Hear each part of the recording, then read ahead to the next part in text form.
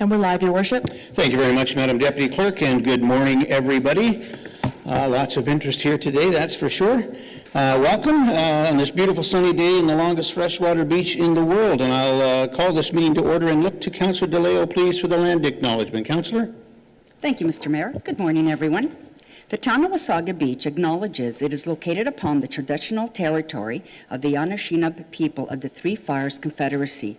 We also acknowledge that the people of the Wyandot Nation also inhabited these lands. We acknowledge that these nations were sovereign nations existing before the arrival of settlers. We respect the spiritual interconnection among these nations to the land and to the water. We also acknowledge that waterways near us have a long history of predating European arrival. Since time immemorial, waterways were the lifeblood of the Indigenous people by trade and hunting routes. We are dedicated to inclusivity of First Nations, Inuit and Métis people in our in our future stewardship of the land and the longest freshwater beach in the world. In the spirit of reconciliation, we welcome the opportunity of learning to be sustainable caretakers of the land and waterways for all future generations. Thank you. Thank you, Meg Witch, Councillor. And moving on to item number 1.2 is the Fire Chief's Commendation Awards. Very special moment here in our community once again. I'll turn it over to you, Chief. Thank you, Your Worship, and good morning, members of Council. Hopefully we will get through this before our firefighters who are at the back of the room today get their next call. So today we will be acknowledging two firefighting teams who made a meaningful difference within our community during July. Both crews successfully completed technical rescues under pressure and with limited resources. Your Worship, I'd like to read the description of both of these incidents first, and then afterwards invite the firefighters up to the front where we can present them with certificates as well as take photos.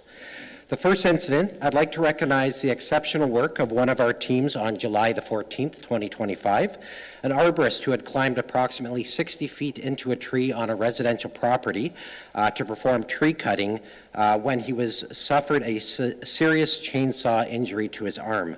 Unable to self-rescue and losing blood, his colleague on the ground called 911. Within just 6 minutes of receiving the dispatch, our team had Tower 7, which is a large apparatus with a 110-foot ladder, fully set up and reaching the patient. This kind of rapid deployment requires not only training, but precision and coordination under pressure. Firefighters applied a tourniquet to his arm, safely removed the injured individual from his harness, and then brought him down safely from the tree. They then assisted Simcoe County paramedics with patient care and packaging for transport. Their speed, skill, and professionalism directly contributed to the successful rescue of the individual and likely saved his life. Today, I'm proud to present commendation awards to the firefighters involved. Their actions reflect the highest standards of service and dedication. The firefighters involved in this rescue were Captain John Delgadis, who is absent today, Acting Captain Jeremy Bell, Firefighter Brock Graham, Firefighter Glenn Vandermeer, Fire Inspector Chris Allery, and Deputy Chief Dan Bell. Your Worship, the second situation that I'd like to highlight is remarkable efforts of firefighters during a water rescue response that occurred on July 24th, 2025 near William Avenue.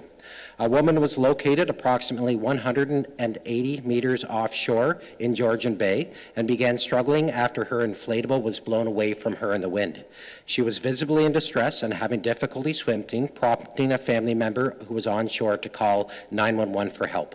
Upon arrival and recognizing the urgency, two firefighters from Pumper 2 immediately entered the water from the shore wearing only PFDs and using a rescue can. They swam several hundred meters to the patient, who by that point was exhausted and having trouble staying afloat. With teamwork, they successfully returned her back to shore where she was assessed by paramedic services. This rescue required coordination, physical endurance, and quick decision-making under pressure, which likely saved her life. I am pleased to share with you that the individual involved in the incident is actually here today and has joined us in council chambers. Your Worship, I'm proud to present the Commendation Awards to these firefighters involved. Their actions reflect the courage and commitment that we strive to deliver every day. The firefighters involved in this rescue were Captain Robert Thorne and as well firefighter Jack McCarl. Jack is absent today. Your Worship, following remarks from Council, I would like to bring the firefighters forward and will present their certificates.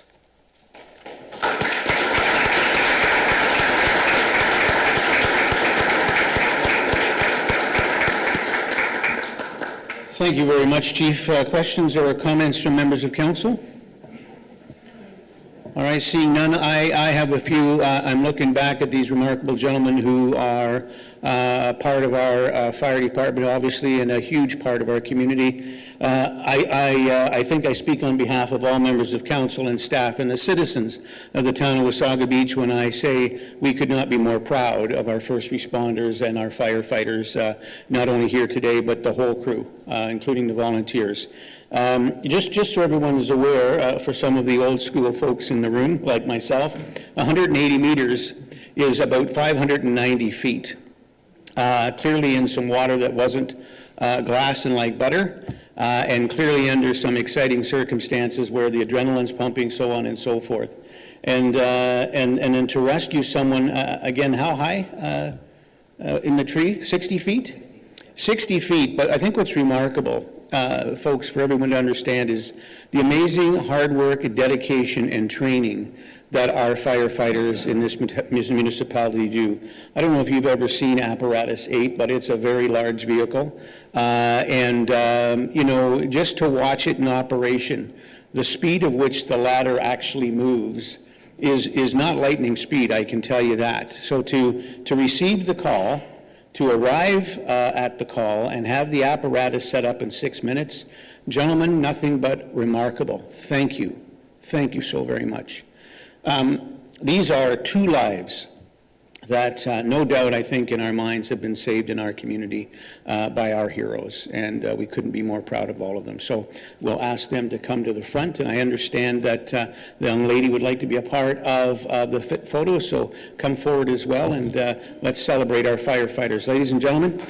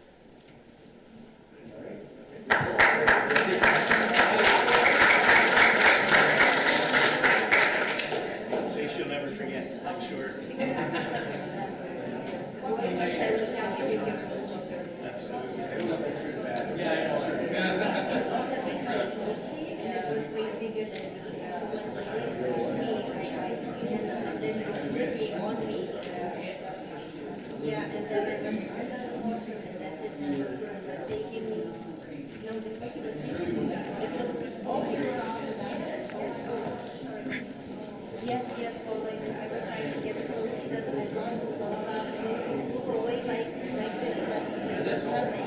Yes, we were thinking like half an hour, right, but I'm just trying to right on it, but I had several times, and, yeah, my mind was on the phone, and all of that, nobody was watching. Neighbors, a woman with a big kid, she was there, and she looked so far away, and then she just looked going, I thought it was just like, where did you see it? And I just tried to see it, but and I don't know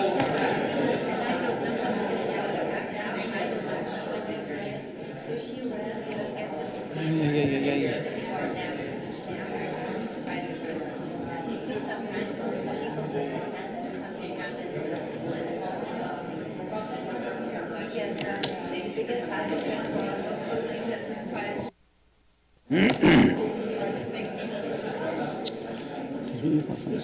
Ready?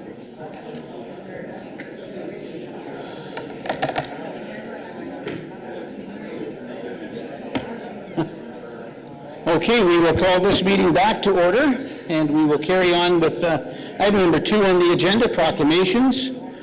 2.1 is the Fetal Alcohol Syndrome Disorder Awareness Day, September 9th, 2025.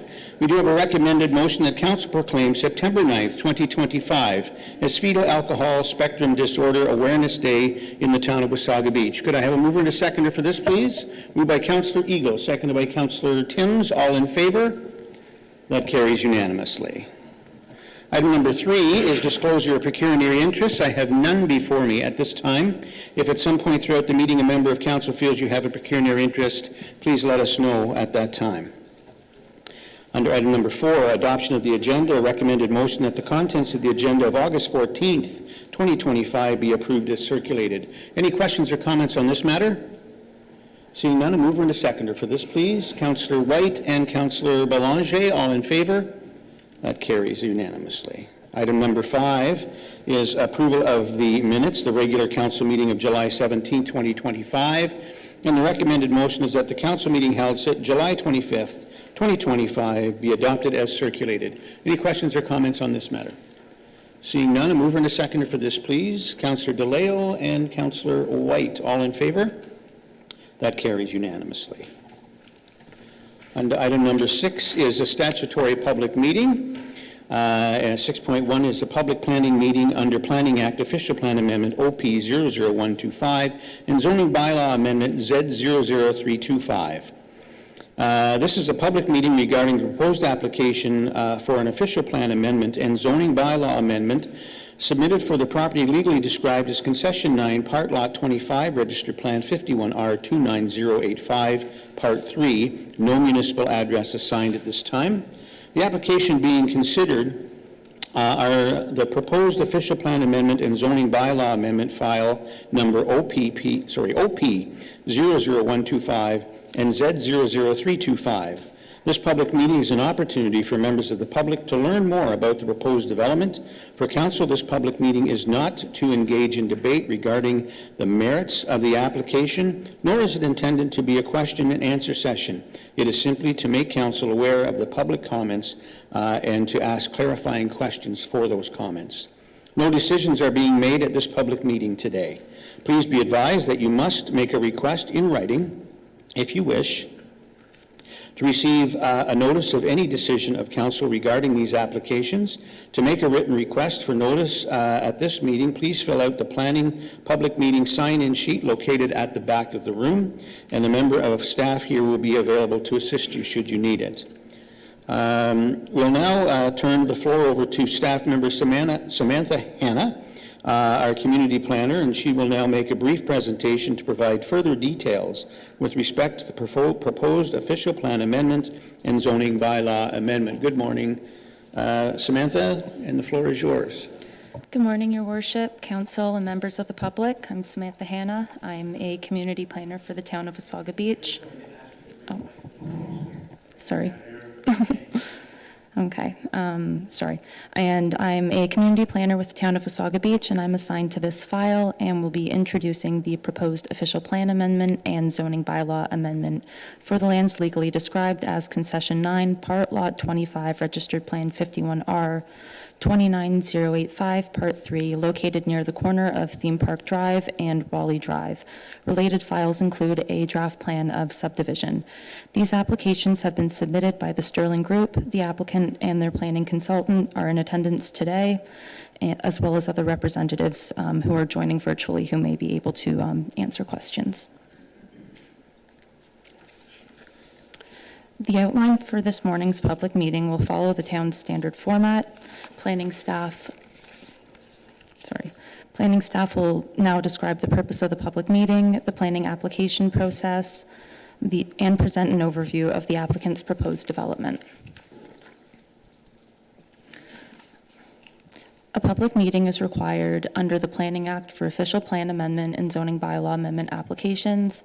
Town staff are introducing the applicant's proposal to council and the general public, and the purpose of the public meeting is to provide an opportunity to the public for sharing written comments and making oral submissions to council.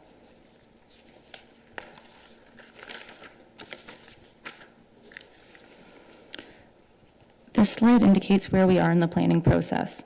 Planning staff have received the applications, deemed the applications complete, circulated notice of complete applications and public meeting notice, and now we are here today at the required statutory public meeting. The purpose of the public meeting today is to gather information and for members of the public to provide comments on the proposed development. Following the public meeting, internal departments and external agencies will continue to review the applications submitted, and at a later date, a staff recommendation report will be provided to council. From there, council will render a decision on the applications. Staff would then issue a notice of decision, and an appeal period would then commence.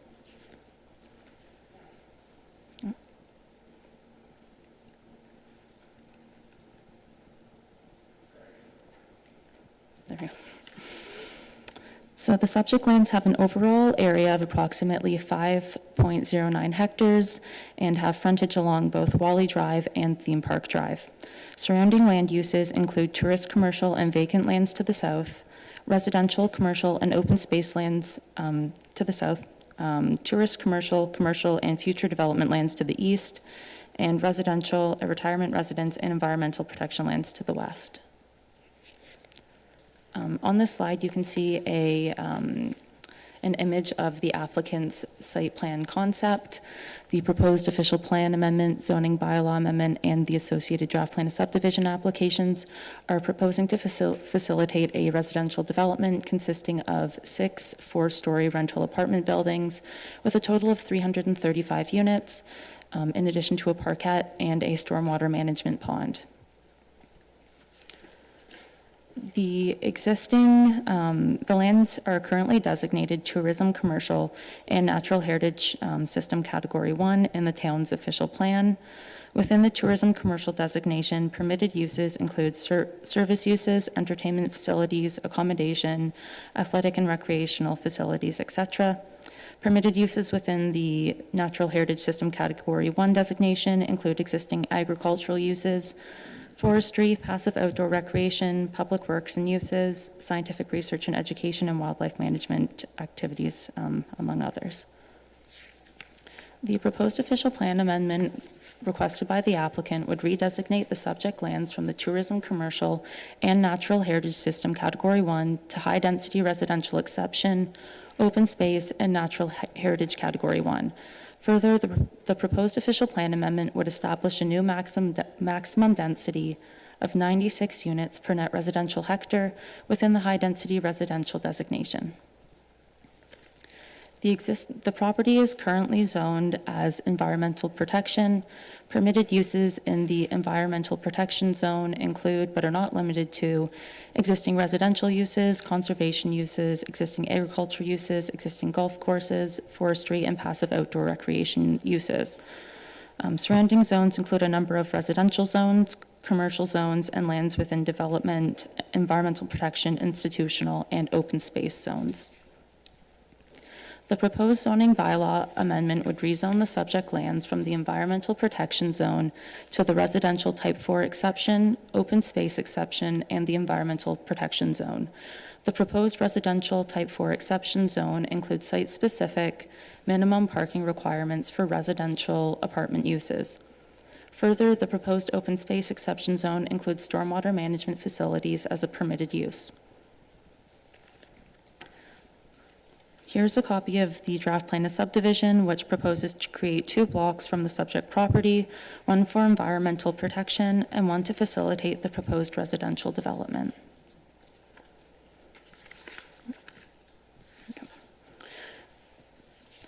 This public meeting is required by the Planning Act. Town staff are presenting the applicant's proposal. A detailed review of the applications is ongoing but not yet completed. Staff will forward received comments to council, and staff will provide a recommendation report to council at a later date. For additional information, residents may contact planning staff at the email address and find the supporting documentation at this link.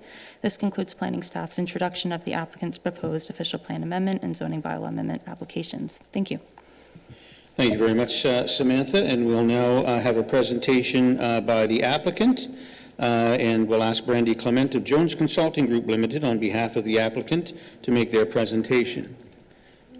Good morning, Brandy. The floor is yours. Good morning. So good morning to the members of public and council. My name is Brandy Clement with the Jones Consulting Group. I am here today on behalf of our client, Sterling Group Theme Park, Inc., to introduce applications to council as well as public on the development for these lands. Also joining me today is our client, Mr. Paul Federico from the Sterling Group, and then virtually we have some members of our consulting team. All of us are here to answer any questions that the public or council may have following my presentation, and those would be the project architect, Sean Fung, the project engineer, Duncan Richardson, and the project environmental consultant, Kyle Fleming. Some of these slides will be a bit of a duplicate of what Samantha just presented. The land is located at the corner of Theme Park Drive and Wally Drive. It's on the north side of the lands of Wally Drive, north side of the road. Total lot area is approximately 5.09 hectares. The frontage along Theme Park Drive is 339 meters. The frontage along Wally Drive, approximately 160 meters. The lands are vacant. They are primarily treed. There is no previous development activity on this site, so there are no structures located on the property. The land uses surrounding the site include residential subdivisions to the south, residential adjacent to the west, as well as the County of Simcoe Affordable Housing Apartment Building, which is located a little bit further to the west. The Country Life Cottage and RV Resort to the east, and then currently there are vacant lands located to the north. So this slide gives you an idea of what the proposed site plan looks like, and it shows in red the layout of the building footprints. Proposal, as was mentioned, is for 6 4-story apartment buildings. There is a total of 335 apartment units. These will all be rental units provided to the town, which is a much-needed resource in the town. The size of the units will range from studio apartments to 1, 2, and 3-bedroom apartments. There's a parquet, which is located in the middle of the site. Is there a pointer on this? This button? Oh, okay, thank you. Parquet located in the middle of the site right here. The buildings have been designed to all be located surrounding that parquet. There is on this side of this site a large environmental corridor. It makes up approximately 1/3 of the property, the overall property area. And this includes a wetland feature in the north corner, which moves further north into these lands, as well as a 30-meter wetland buffer in this location is provided from that wetland feature. There is a storm pond located in the northeast side of the site that's provided. There are 2 access points for the property. There'll be one in this location along Theme Park and one in this location along Wally Drive. Parking surrounds the buildings, and there will be walkways provided from the various parking spots into the building entrances. There will be various landscape features proposed throughout the development, as well as potentially a walkway or a trailway that could be provided along the far edge of the wetland buffer. The conceptual design, the conceptual renderings showing on this slide show that the buildings, as I mentioned, are 4-story buildings. There will be balconies provided for most of the units. Familiar warm tones will be used to blend in with the existing fabric of the community. Facade materials could include a mix of wood, stone, and stucco. The framed entry features will be provided for the main entrances to all of the buildings. Landscape features will be provided around the perimeter of the buildings themselves to soften the aesthetics. Landscape features will be provided around the perimeter of the property as well to soften that transition from the roadway to the building.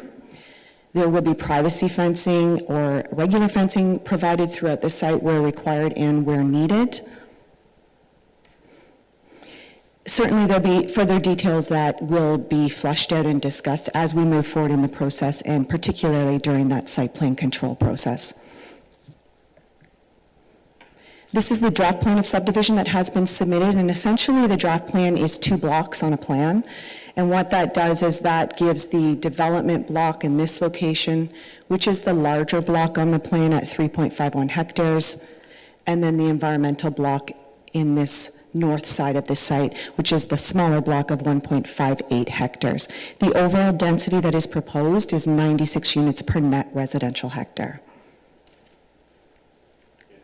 So as mentioned, there are 3 applications that were submitted. The official plan amendment and the zoning bylaw amendment application I will discuss in a bit more detail as I move on in the presentation, and the draft plan of subdivision application that creates those 2 blocks that I just discussed on the previous slide. So the bullets on this slide identify the policies within the provincial planning statement of 2024 that support the development that's proposed on these lands.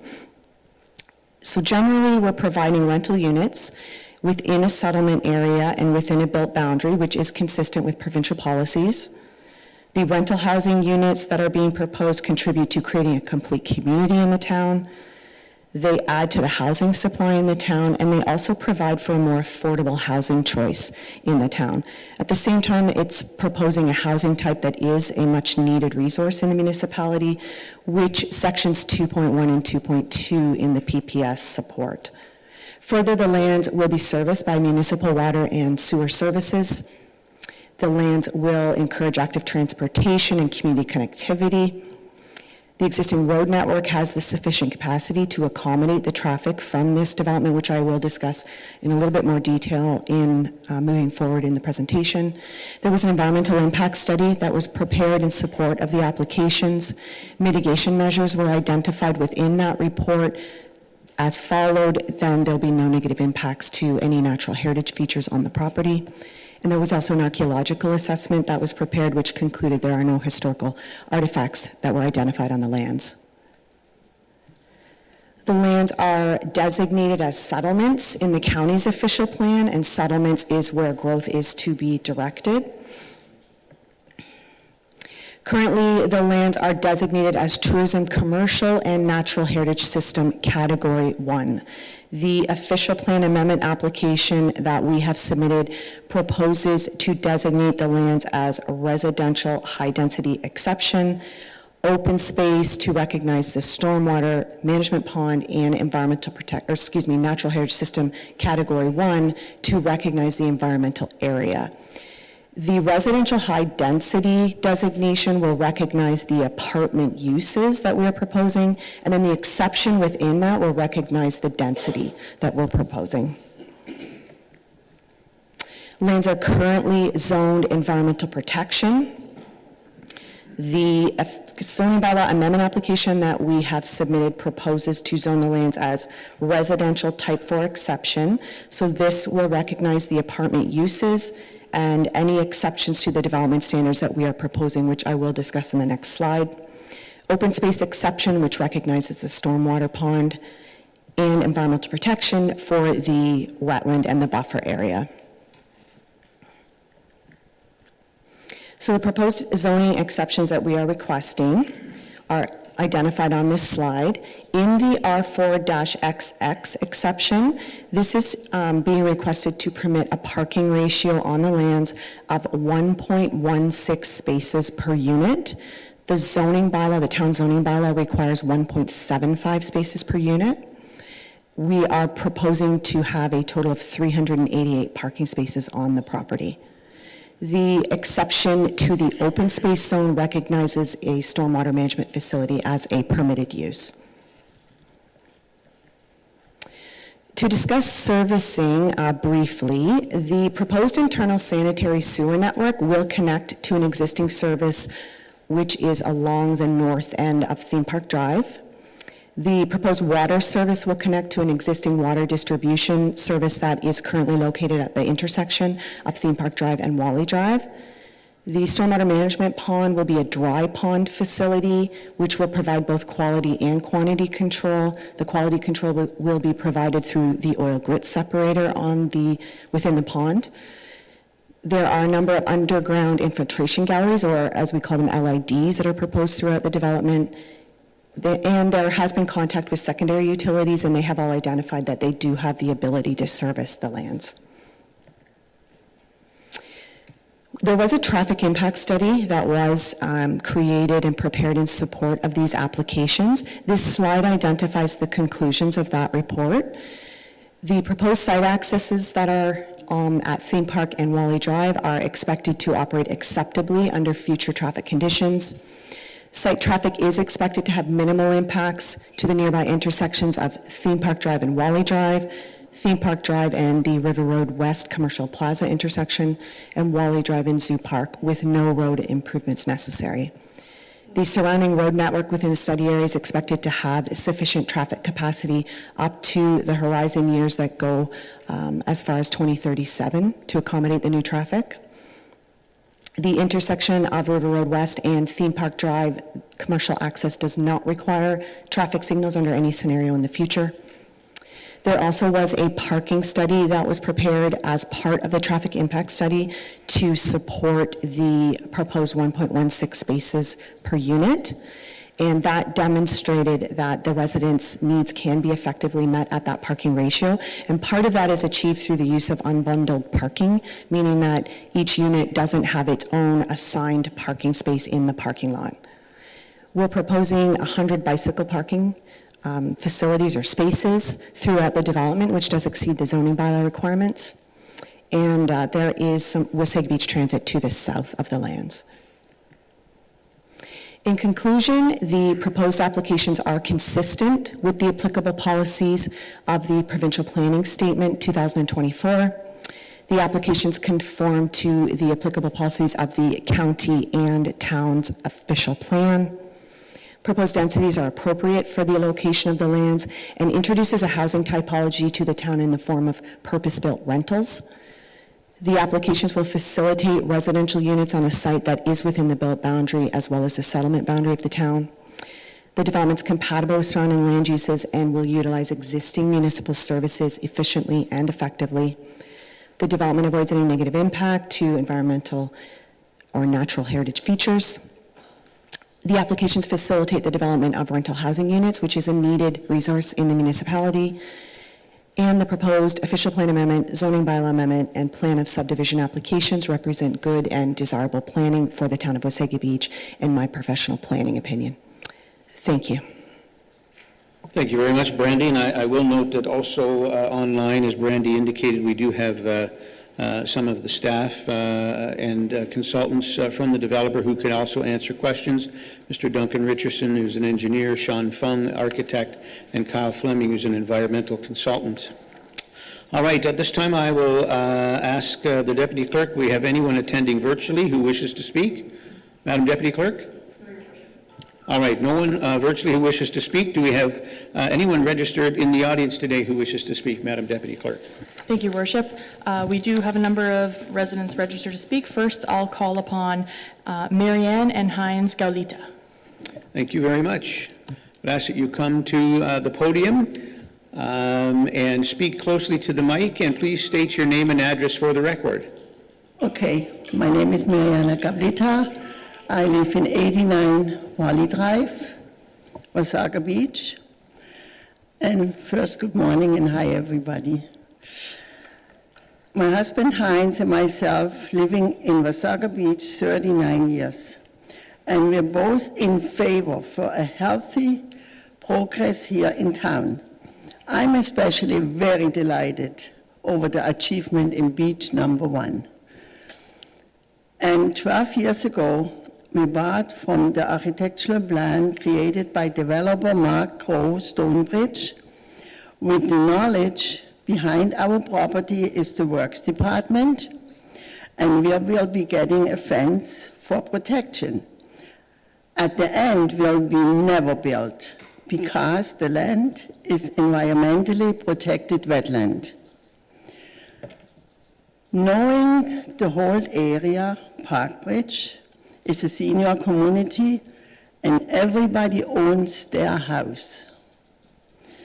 In the meantime, Wally Drive becomes a real racetrack, and this already is very scary and dangerous for seniors, even driving out from their own driveway.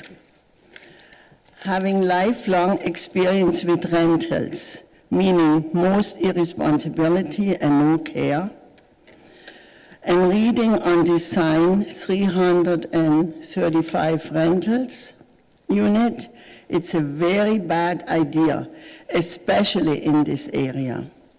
On top, the area, the arena now, the ice arena, and the coming high school.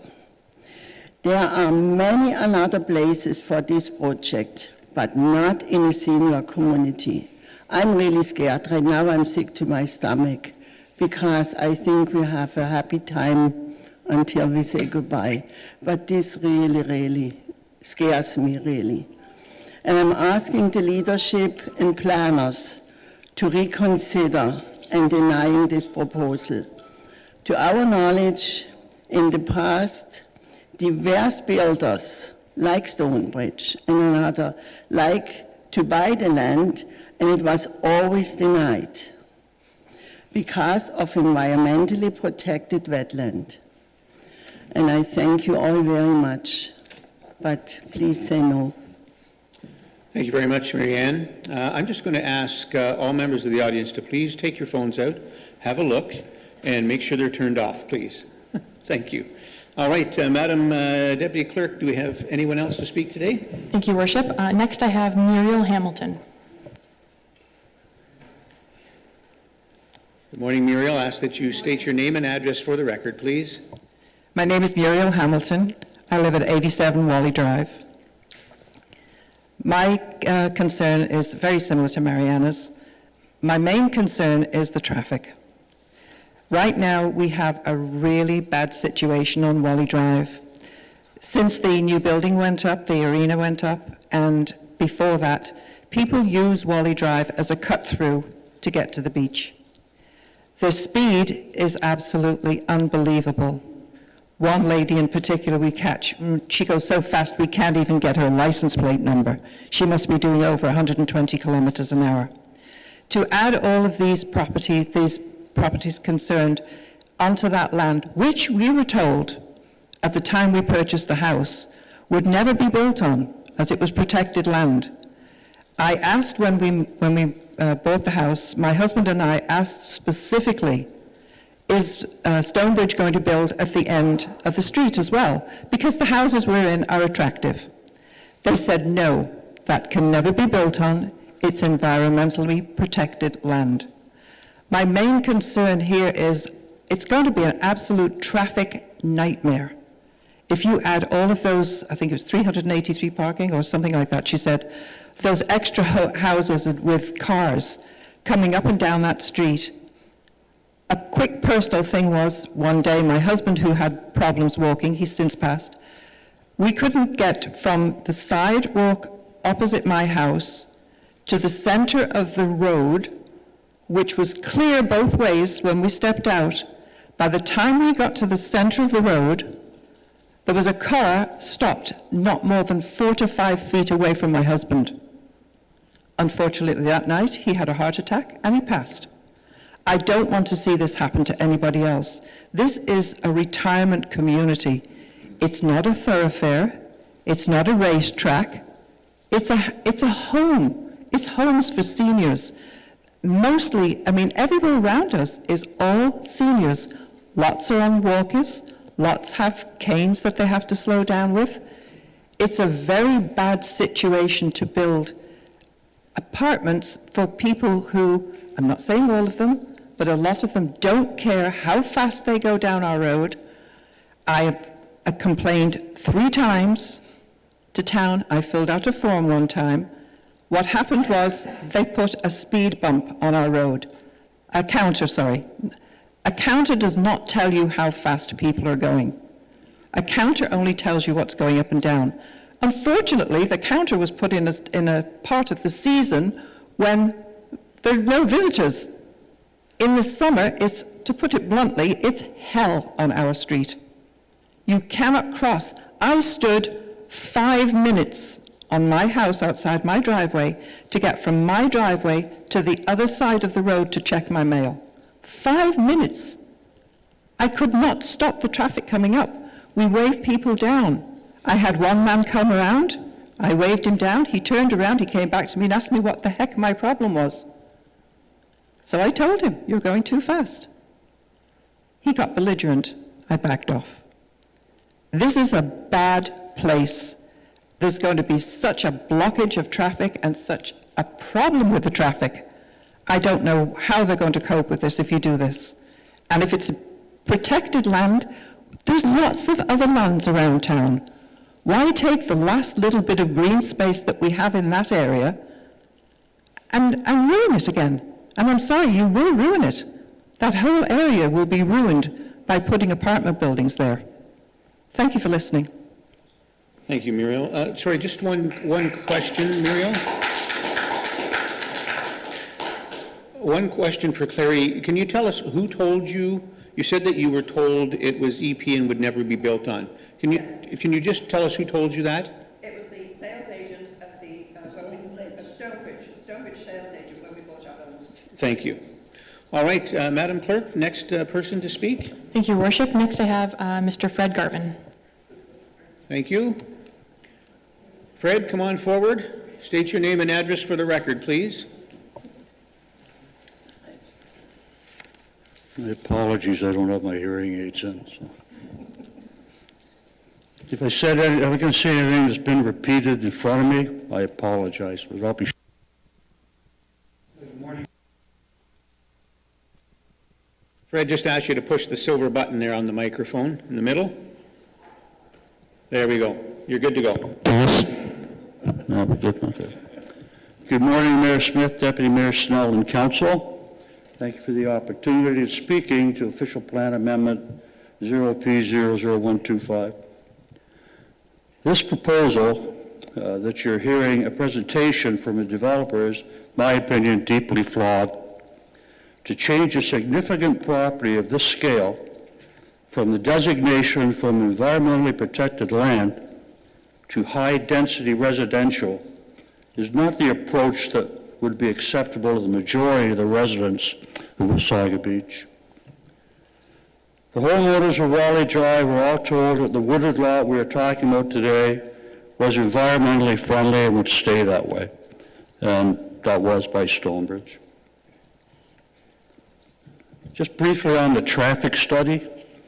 In my opinion, the traffic study was commissioned by the town in September 2004. Does not relate to the reality that we're discussing now. The reality of Raleigh Drive that we, the residents, experience daily is just simply not reflected by this study. There will be a total of 1,665 single-family homes, semi-detached homes, and townhomes in the very near future. In addition, there will be 345 rental units and 99 units of affordable housing units, which leaves a grand total of 2,109 units. Now, given the town's own formula of 1.57 vehicles per unit, there will be 3,311 vehicles, and that would have a huge impact on Wally Drive. Wally Drive is the preferred route for the Parkers development owners and renters to go to Walmart and Stonebridge Plaza. And this will only increase with the new development. What we saw on the screen today, the 6 buildings at 4 stories high, is a really aggressive ask by the developer. In reality, it's hard to understand how this development will become part of our community. The buildings are not very inspiring, and they will not reflect the surrounding homes. They are quite simply 6 4-story rectangular boxes and need some inspiration on behalf of the developer and his architect. Is there any assurance from the developer or the town that unrented units will not become short-term rentals, Airbnb, or units that the provincial government could use for needs that may develop? This study did not include the Catholic to kindergarten grade 12 school being constructed and set to open in September of 2027. Anybody who has walked or driven by a high school when school is being let out for lunch or end of school knows the traffic habits of teenagers are like. It's simply in this council's chance to get ahead of the curve. In closing, if this project gets the go-ahead to build here on environmentally protected land, this is my ask. I would like Wally Drive and Theme Park Road to be designated a community safety zone with a 30-kilometer speed limit along with the appropriate signage, and when in the future we have an opportunity to have traffic cameras. I urge all council members to read an article by Hadis Habidier of the Toronto Star, City Hall reporter, researching Toronto speed cameras and automatic speed cameras. In closing, it said it reduced the proportion of aggressive driving speeding by almost half. This was a study commissioned by the Sick Children's Hospital. I would ask you to reject this proposal in its entirety. I do not recall on the previous campaign any councillors, elected or non-elected, campaign literature that said environmentally protected land will be changed to high-density development. I ask you to kill this thing. Thank you for your time. Thank you, Fred.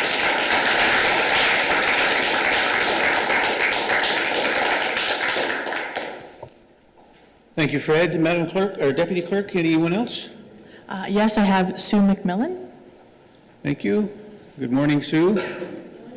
Please state your name and address for the record, please. My name is Susan McMillan. I live at 43 Cabin Crescent. Thank you.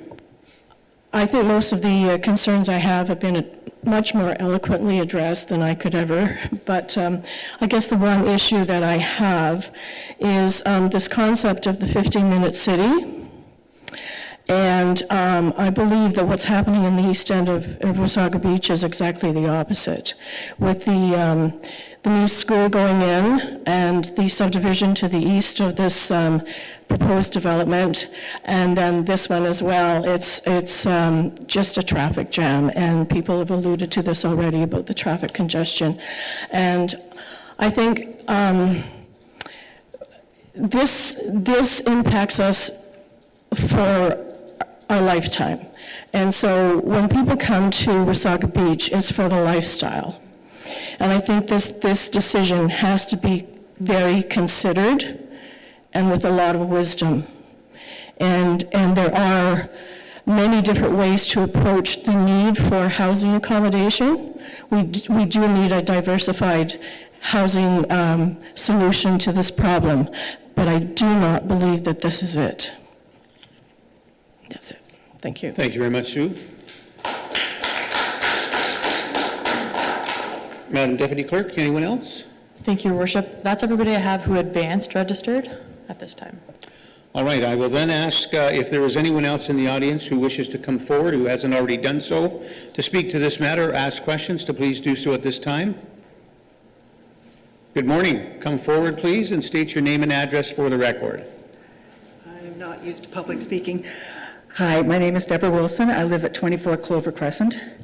The development sign has gone up right across from my backyard, where I see all the wooded area.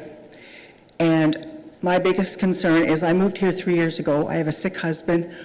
I moved here for our safety, his safety, and having apartment buildings across with the traffic and the noise, and he needs his rest and his sleep, and I came to a retirement area for that reason. I don't believe that this is a place that I want to look out my backyard and see every day, and the noise and the traffic all night long up and down that street. It's already terrible. It's cars racing back and forth, trucks going back, everything. And my other concern is there's a parkette in this new development, and there's going to be a lot of children. And children on that corner of Wally Drive are going to be running across that street. They are going to get killed, literally. If the traffic is going to be as bad as I believe it's going to be, and you've got at least 500 children living in these buildings, who's going to take care of their safety? I'm concerned to have a lot of the children living across there. I would prefer to look out and see the trees and the birds and everything else that's peaceful and restful and what I came here for. Thank you.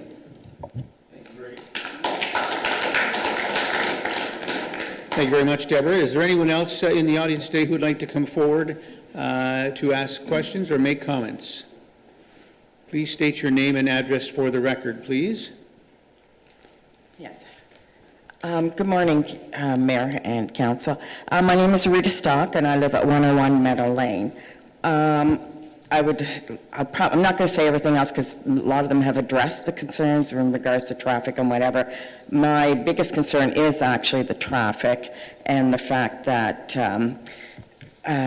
with the traffic off of Theme Park Road onto River Road, it's hard now even to make a left-hand turn. There's no lights.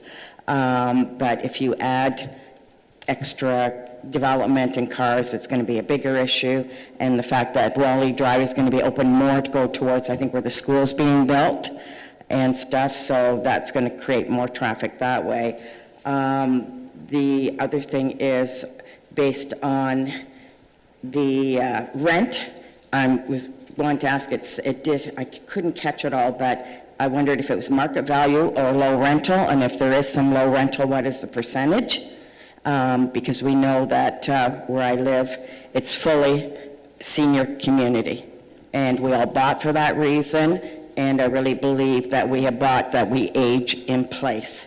And since we've been there, and there's been other development of apartment building, there's been a lot more crime, vandalism, and everything else. And to add now this new development, it's just going to add more issues, I think.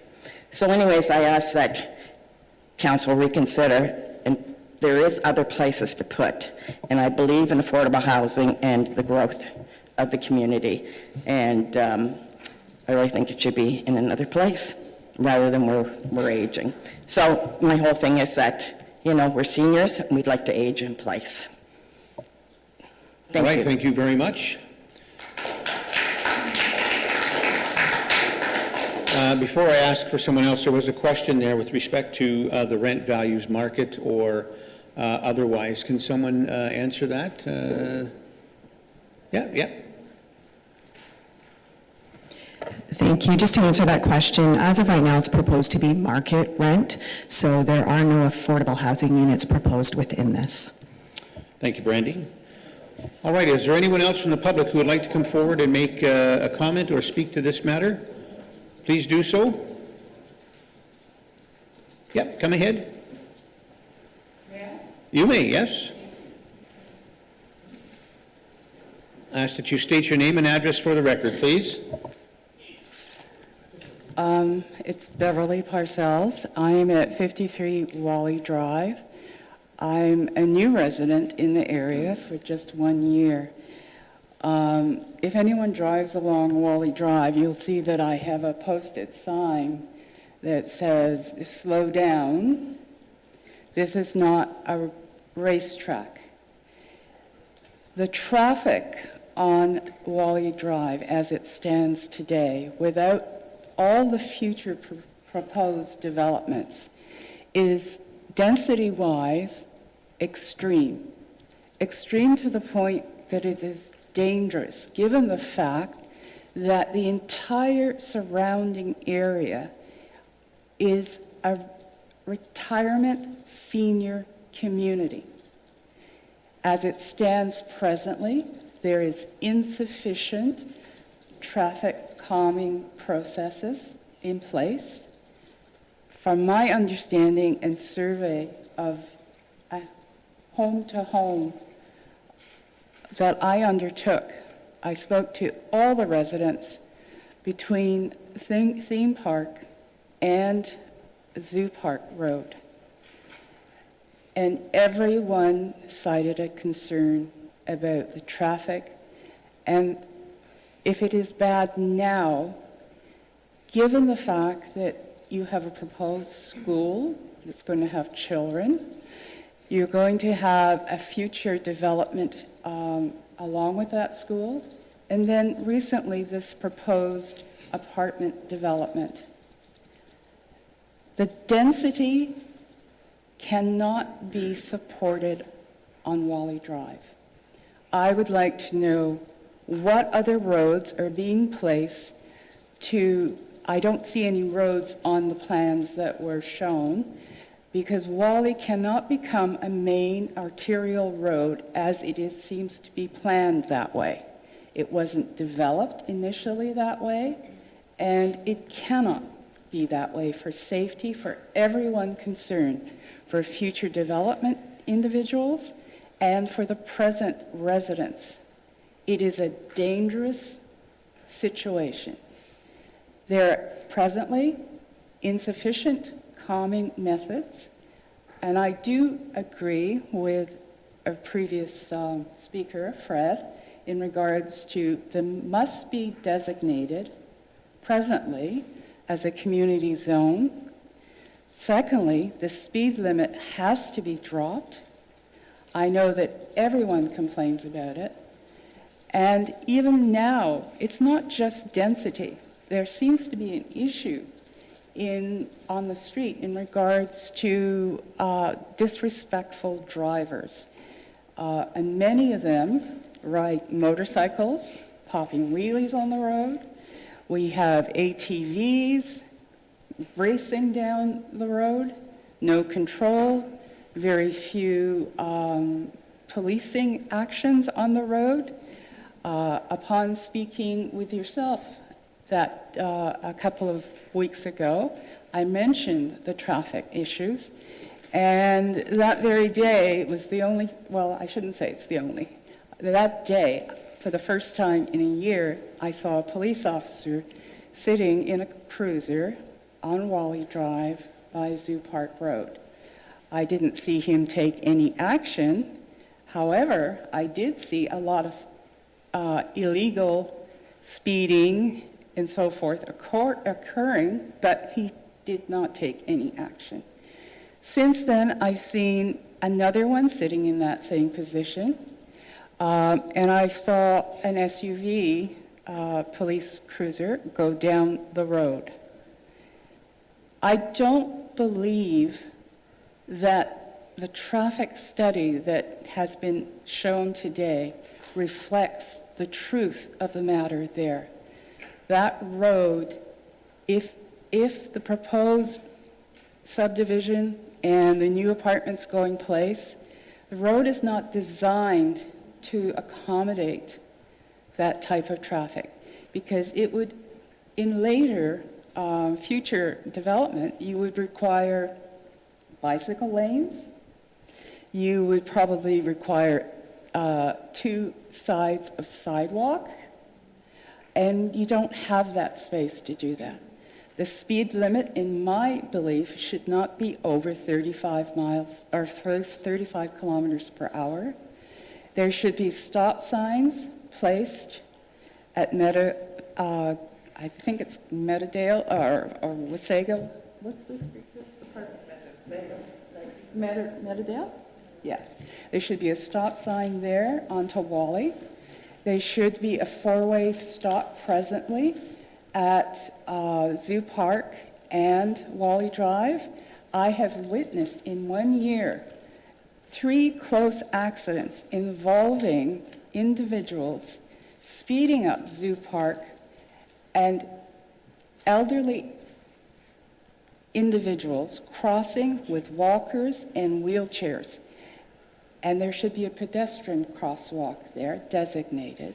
And the same thing for Theme Park. There should be a 4-way stop there. And there, as you have indicated to me, that there's going to be stoplights at River Road and at Theme Park. Well, I think that should have been done maybe years ago before the developments went in, but it's necessary. So the proposal makes no sense. And most importantly, it's not just a safety issue, it is an environmental issue. I would like to know, and I didn't know this before in speaking with the presentations today, that Stonebridge wanted to develop there and they were denied. I'd like to know why they were denied. And also, I would like to know why there has been no traffic calming in place when so many people over the last few years have made complaints. There seems to be a purposeful ignorance of their complaints. So I'd like some answers with respect to that, why. And thirdly, I would like to know if anyone on council and in the administration have any financial connection to this development. And I also would suggest that if any development goes on there, that no roadway access be on Wally Drive. Thank you very much. Thank you very much. I can answer one question for you immediately, and that is I can assure you that no member of council or the administration has any financial anything to do with this developer. Thank you. All right, Madam, sorry, if there's anyone else, sir, come ahead.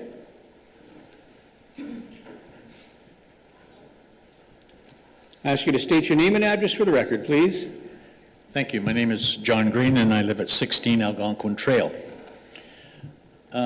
Just earlier, they were asked about the rental properties. I'm finding a conflict because in their own documents, the rental units will provide a more affordable choice for those living to rent rather than purchase. In this town, renting a piece of property is enormously expensive. A one-bedroom apartment runs, what, $2,000, $2,400 a month? Well, the provincial government has promised to build low rent. If there's not going to be any low rent, as was stated, then we're not addressing one of the really important issues in this town. We need low rental units somewhere. Now, I'm not going to beat the drum again about the amount of traffic that's going to go here. We were promised when the new subdivision went in just to the east of the library and the arena where the new school is going in, that there would be something at the corner of Theme Park Road and the highway, or River Road. I believe, if I remember correctly, at the last meeting that we were at with the town, that they promised to put in some sort of roundabout there to slow the traffic down and allow the flow. Is that not going through now? The stoplight seems to me to be a way to slow things down instead of make a smooth move. So I'm just wondering if you're going to have a development, and I'm really against this for the one other reason. Living back where we live, we were quite concerned about when they started to take down the woods, how far they were going to come. Now, we were promised, the town promised less than a year ago, that there would be a buffer, a very large buffer, and they have left it, as far as I can tell, where they promised. But if the next developer comes along, or the same developer comes along and says, now we'd like to expand again, are we going to just wipe out that environmentally protected land again, the way they're doing it with this environmentally protected land? Do we have no positive thoughts towards the environmental land that exists in this town? That every time a developer comes in and says, we just want to have a little piece of it, and a little piece of it, and there's none left. And I think that's a sad commentary on the town of Wasaga Beach, that they stop it and then they let it go, and are we just going to eat it all up? That's one of the worries that I have. Thank you very much for your time. Thank you very much. Is there anyone else in the audience who would like to come forward and speak? Please do so. Yep, come ahead, sir.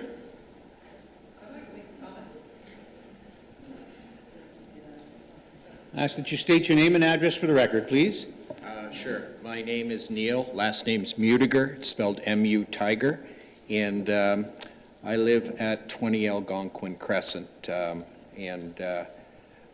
just, it's my first time here, and I like to listen to what's going on, and I think you guys do the best absolute job that you can. So thank you. But the thing that really surprises me is this land is apparently environmentally protected.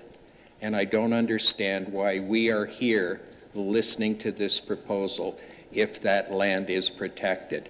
So what I'd really like to know is how many people on council would vote for this and say yes. Do we get to every other day, do away with some land that's protected? The other part that scares the crap out of me is if the province gives the town land from the park, how many years down the road are we going to find out that we're at another meeting deciding to build on the land that was the park? And our 14-mile beautiful beach becomes a 2-mile beautiful beach down the road because everybody gets a piece of it. Thanks, kids. Have a nice day. Well, thank you, M.U. Tiger. Is there anyone else in the audience who'd like to come forward and speak who hasn't spoken already?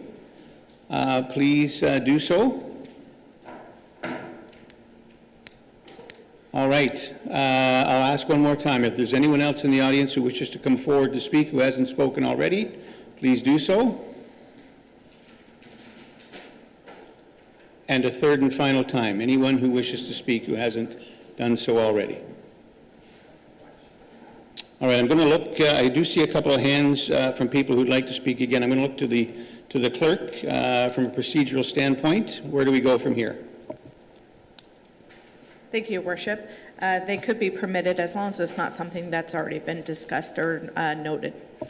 Thank you, Madam Clerk. So I do see a couple of hands. I just want to be clear, we're not going to go through everybody again, but I did see a couple of hands who wanted to speak again. If you want to come forward and say something new or ask a different question, please feel free to do so. If it's to reiterate something that's already been said, then we'd ask that you just refrain from coming forward.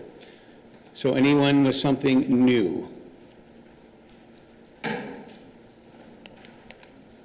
Hi again, it's Rita Stock from 101 Meadow Lane. My question is, I've been on vacation, so I haven't been able to go through all the documents and stuff. Will there be an opportunity for me to read them, go through, and address something to council on certain issues, or if I have other questions within those documents?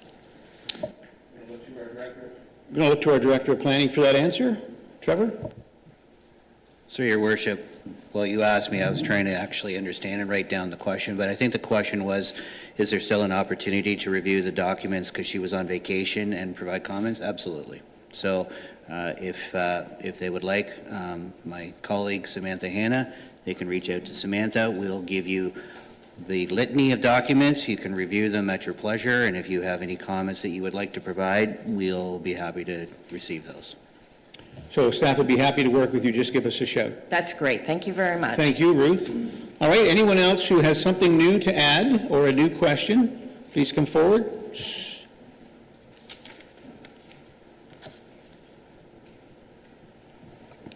Muriel Hamilton.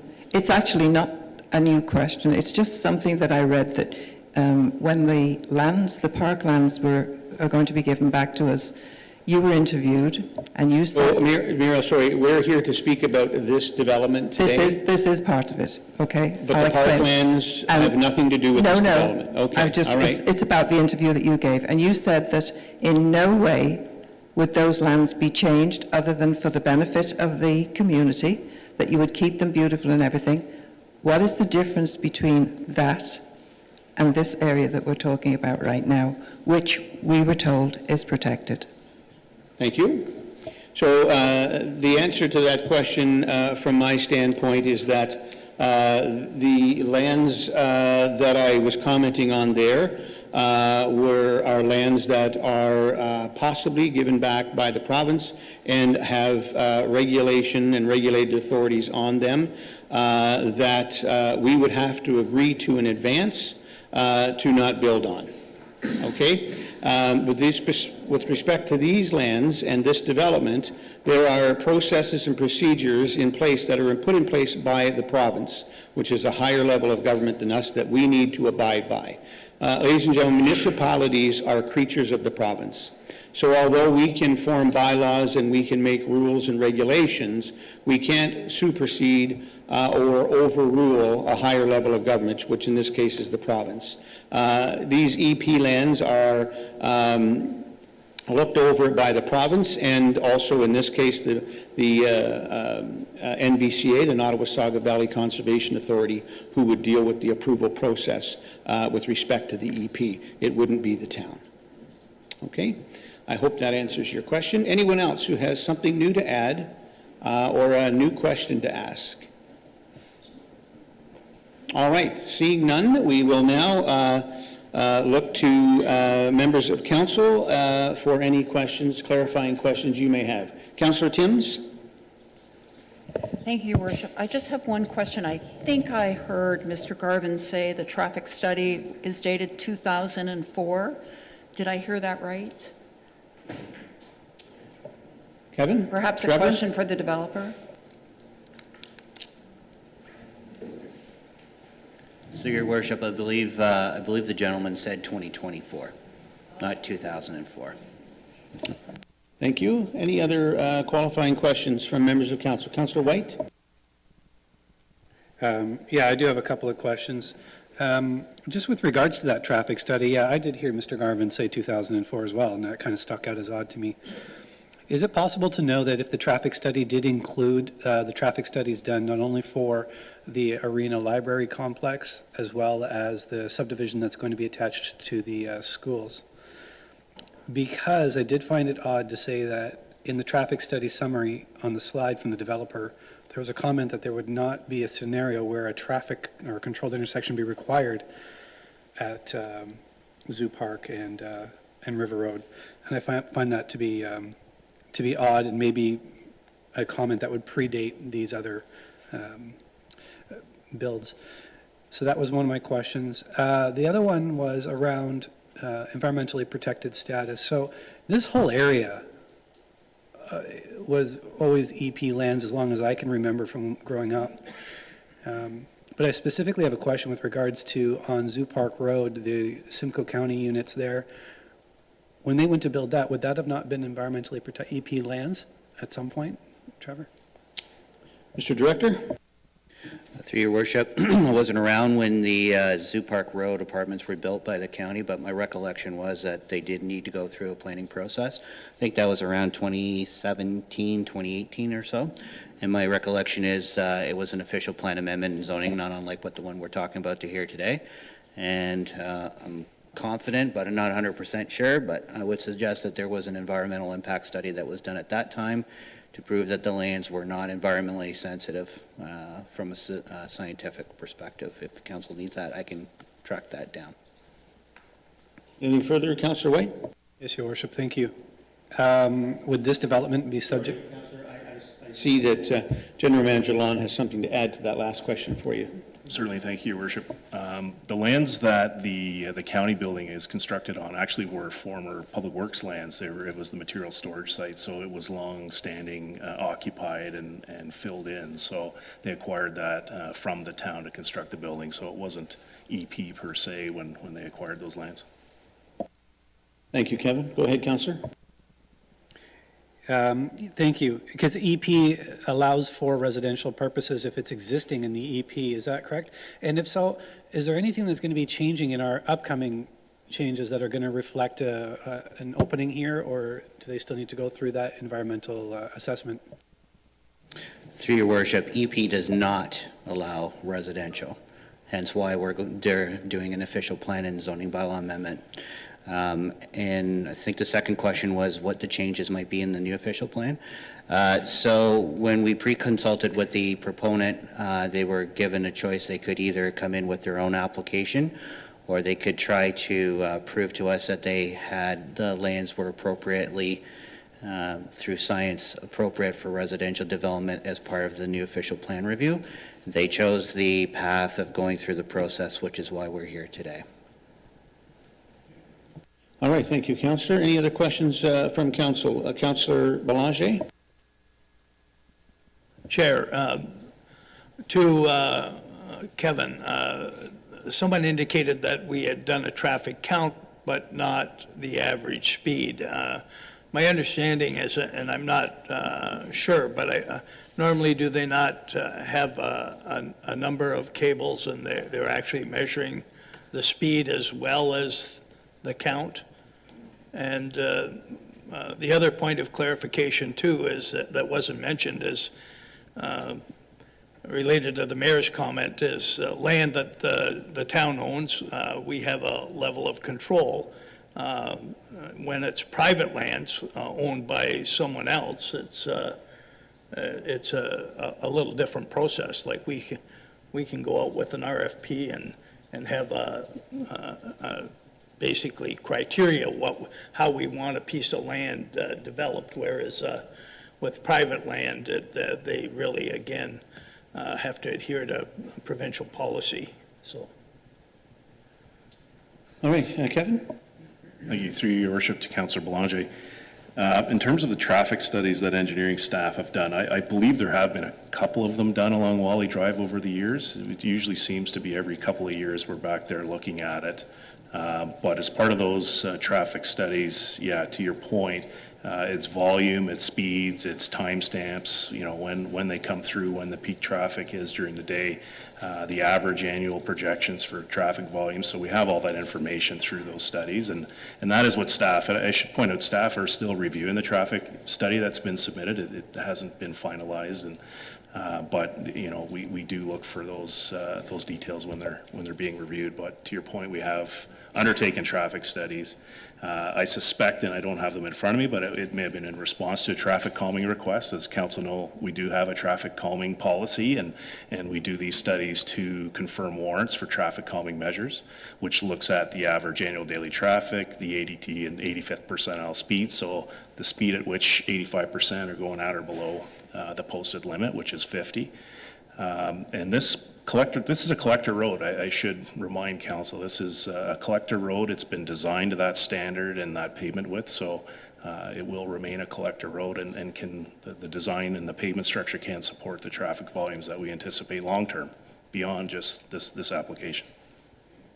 Thank you. Any other questions? Councillor DeLeo? Thank you, through you, Mr. Mayor. My question would be for Sterling Homes. It was mentioned that, well, will there be a buffer between your lands and how far you're going to build to people's homes? And will you maybe be leaving some trees up so they have some privacy? Or are you going to go right down to where their homes are?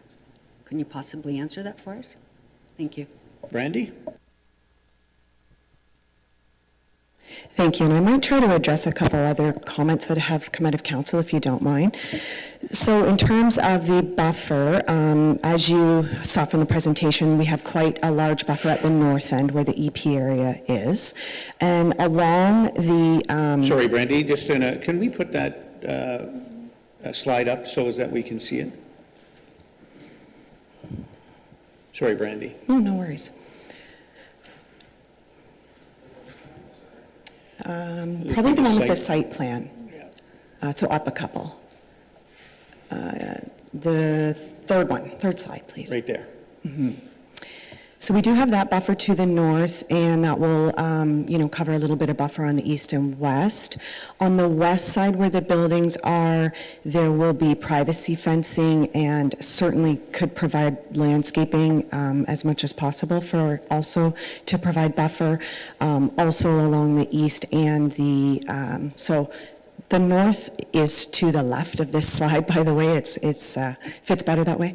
To the east and the south, we will have privacy fencing also if needed. I'm not sure you'd want privacy fencing along Theme Park in Wally, but if the town sees fit, then we certainly would, and we can provide landscaping along that area as well, certainly.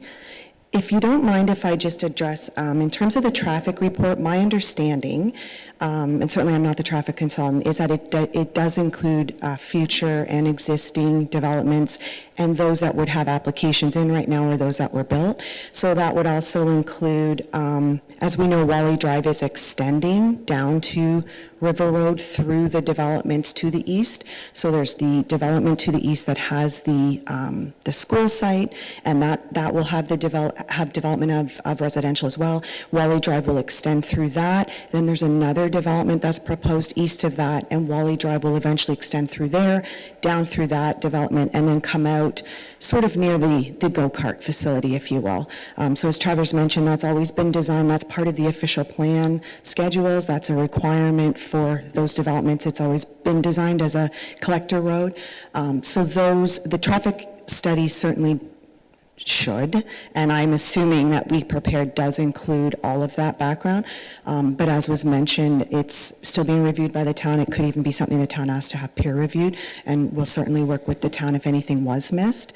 In terms of the designation on the lands, currently today, the lands are designated not only as Natural Heritage System Category 1 or, more commonly called environmental, they also are designated tourism commercial right now. So those lands currently have development potential or development rights on that property. Tourism commercial could allow for, and I don't have it in front of me, so I could be missing quite a few, but they could allow for developments like a hotel, a motel, some sort of facility like you would see where Country Life is, some sort of an RV park, etc. And I'm sure I'm missing quite a few, but they actually have development rights on them today, and those have been there for some time, and that's in the official plan. They are zoned fully environmental protection right now, but that top tier document, being the official plan, does give development rights already to that property today. We're just asking that go from like a tourism commercial idea or allowing for commercial uses there to a residential use. And the proposed official plan, that update that's happening right now in the municipality, the reason why we had thought that we would submit ahead of that is because the timing for that is always unclear when it comes to updates in municipalities for their official plan. But the last sort of review that we saw on the property, there was an indication that there would be proposed right now, and obviously council hasn't vetted that. I'm not suggesting that they have, but staff has proposed that these lands would have some sort of residential development potential on the property. So, thank you. I just wanted to sort of answer some of those questions. Appreciate that very much. Thank you very much, Brandy. Councillor DeLeo, anything further? All right. Any other questions? Councillor Ego. Thank you, and through your worship. Yes, I guess I want to go back to, I'll start with Wally Drive. And prior to being on council, I met here with the planning department, just looking at maps to see what was happening for the future, and I did see at that time that Wally Drive was to be extended, and I must admit I was very surprised. I did not know that. So that was in, when was that, 2022, and I saw that map of Wally Drive then. So that was that. I also thought too, Kevin, that we were putting stoplights at Theme Park and Mosley. I know we're kind of beating this, but I thought that, and there wasn't a place for a roundabout. Sorry. You mean Theme Park and River Road, correct? Okay, yeah. Kevin? Thank you, through your worship, Councillor Ego. Yeah, we're actively designing the intersection improvements right now at Theme Park Drive and River Road West. And in fact, it's slated to be a roundabout and as a gateway feature into town along that River Road West corridor. And part of that design also includes consideration for the arena and as well as the school in terms of left turn lane requirements associated with that. So there is a comprehensive design well underway, and if we're not 60% through that design, I'd be surprised.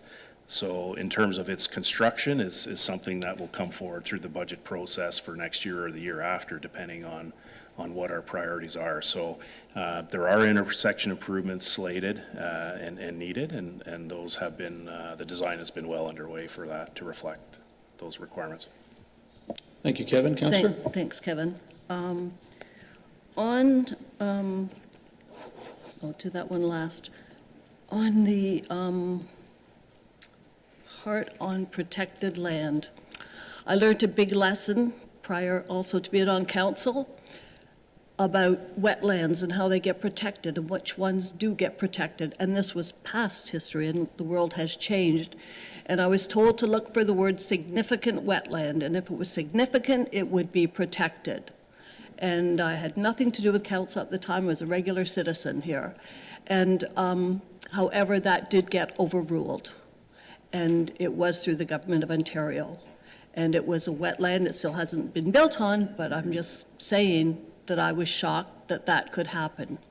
So I now realize wetlands, and I did pay attention, Brandy, when you said it was already zoned for like commercial development and asking for a change. So I'm feeling strongly that some things are out of our control with the province, and we don't have all the control we would love to have. That being said, I'm with Councillor DeLeo on that. I'm always looking for what maybe we could do. And I'm thinking today, instead of maybe clear cutting everything, it's again about leaving that perimeter. I know in the north end there is, but areas abutting the streets, and everybody's addressed traffic, so I'm not going to go there, but where it abuts, perhaps we don't have to clear cut anymore. We can leave a perimeter and have the community. I am one for apartment buildings. I was raised in Toronto. Sorry, Councillor. Sorry, thank This is for council questions for clarification. Do you have a question for clarification? No, just the perimeter. That's it. Thanks. Thank you. And not that I mean to cut you off, but there's policies and procedures we have to follow as well. All right, Deputy Mayor Snell. Thank you, Your Worship. Through you, I think it's an attractive design, and rentals are obviously much needed in our community. Have you sort of set a price yet for your studios, 1 bedrooms, 2 bedrooms? Just out of curiosity, please, first. Mr. Federico, welcome. Going to ask you to push the silver button there, please. Great, thank you. Haven't done this in a while, so my apologies. It's been a deja vu for me. So before I answer that question, I did want to introduce myself because I've quietly been building many homes and developing and investing in Wasaga probably since 2008, so it's been 17 years now. And I actually have a secondary residence in Wasaga Beach, as well as my father and brother, so I'm invested in Wasaga. So I'm sorry to hear that there's opposition to this, but I also understand, right? And we're here to work with the community. This is basically, I think we're at the beginning of the end of the process. There's still many stages beyond this, so I appreciate everyone's input.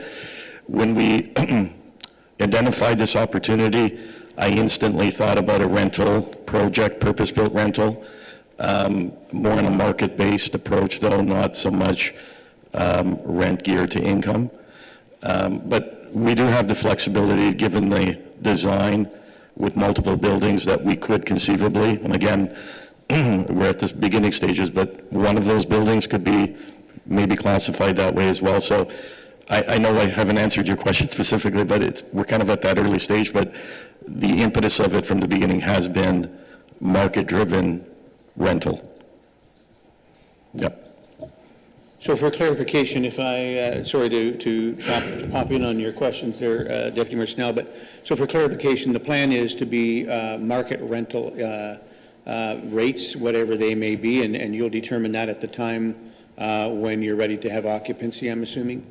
That's correct. Now, keeping in mind, Your Worship, I mean, there's many stakeholders, right? So we've got not only ourselves, there's others underwriting the transaction as well, and it is a business, so there has to be some sort of expectation of a rate of return, if you will. So some of that, we'll have to, that'll dictate ultimately, but yes, in general terms, it would be more market. And given that it is in Wasaga, I've always said, maybe there's no such thing as affordable anymore, per se. Maybe that term should be attainable. But we certainly, given that it is in Wasaga, I think generally, if we compare it to other municipalities, they would be more affordable or attainable. No. All right, thank you very much, Paul. Deputy Mayor Snell?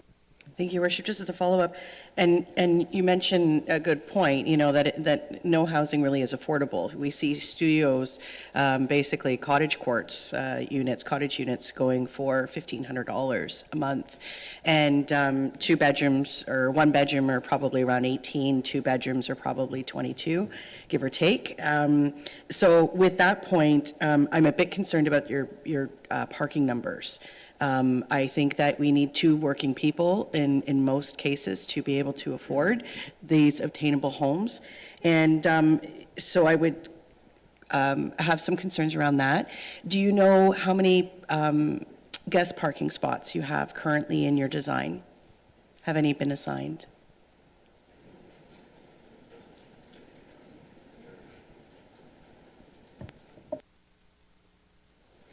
I'm guessing, but I think there's around 40 or so, 40 to 50 for guests.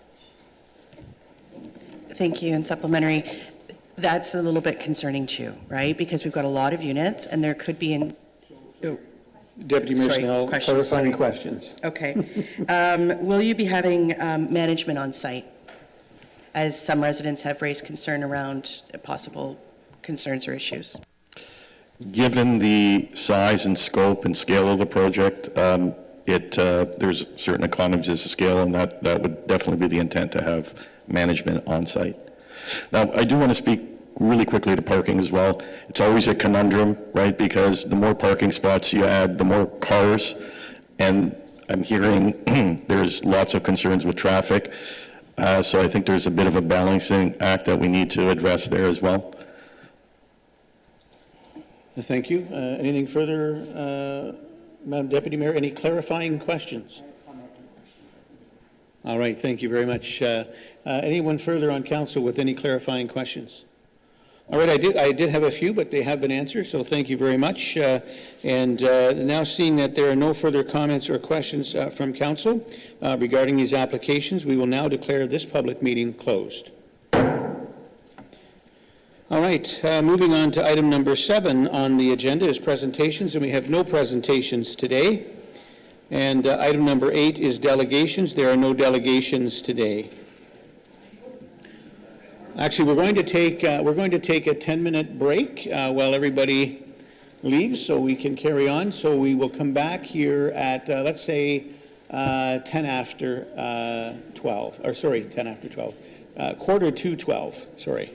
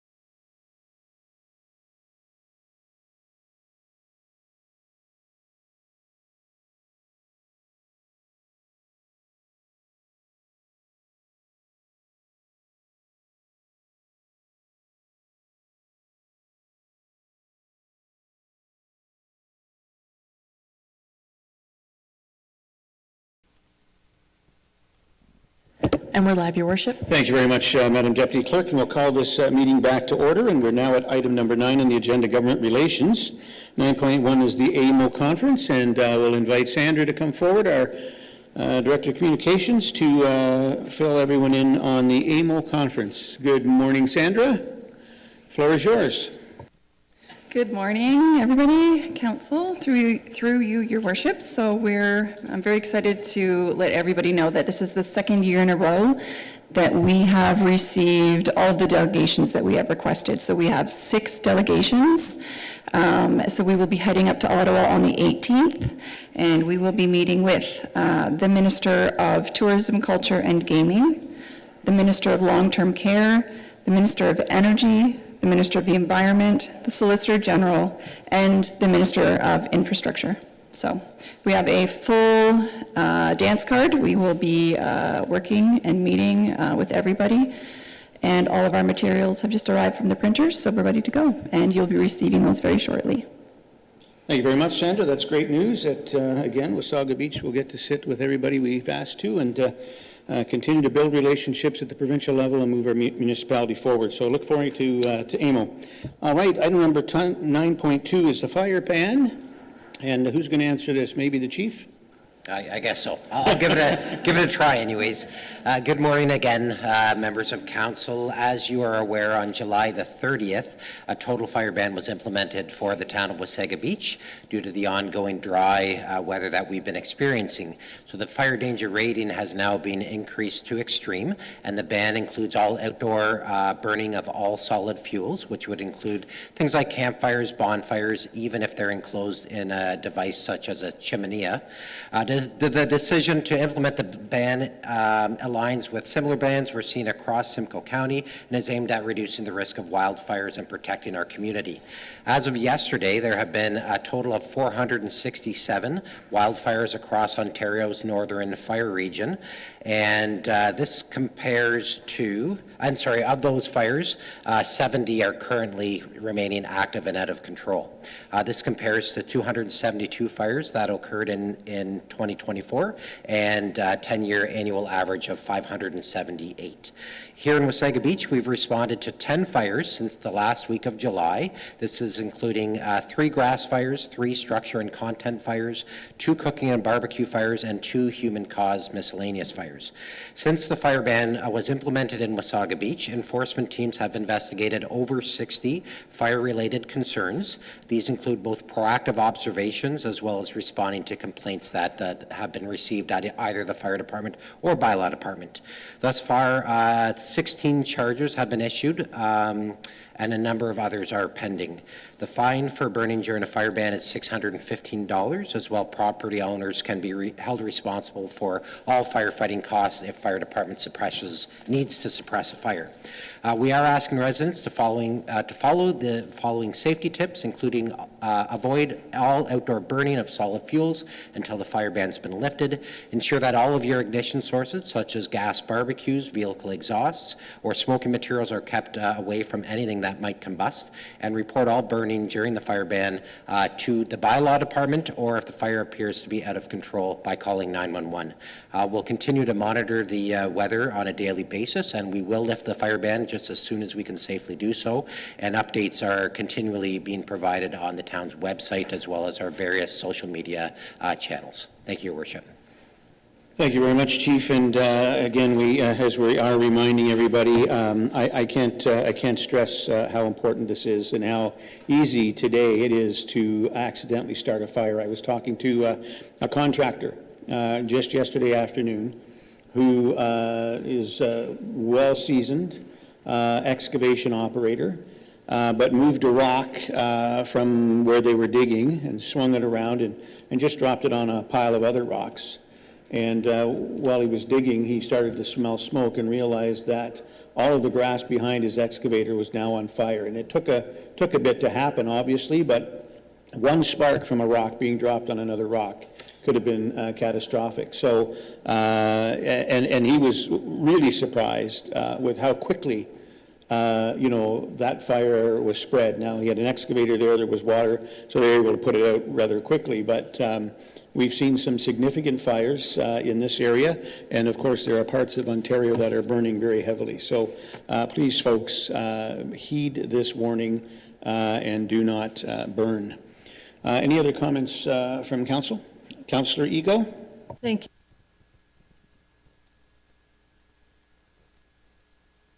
Sorry, a suggestion perhaps on, I've noticed that if publicly it could be out there, the bylaws after hour number, because sometimes people do like that bonfire in the evening.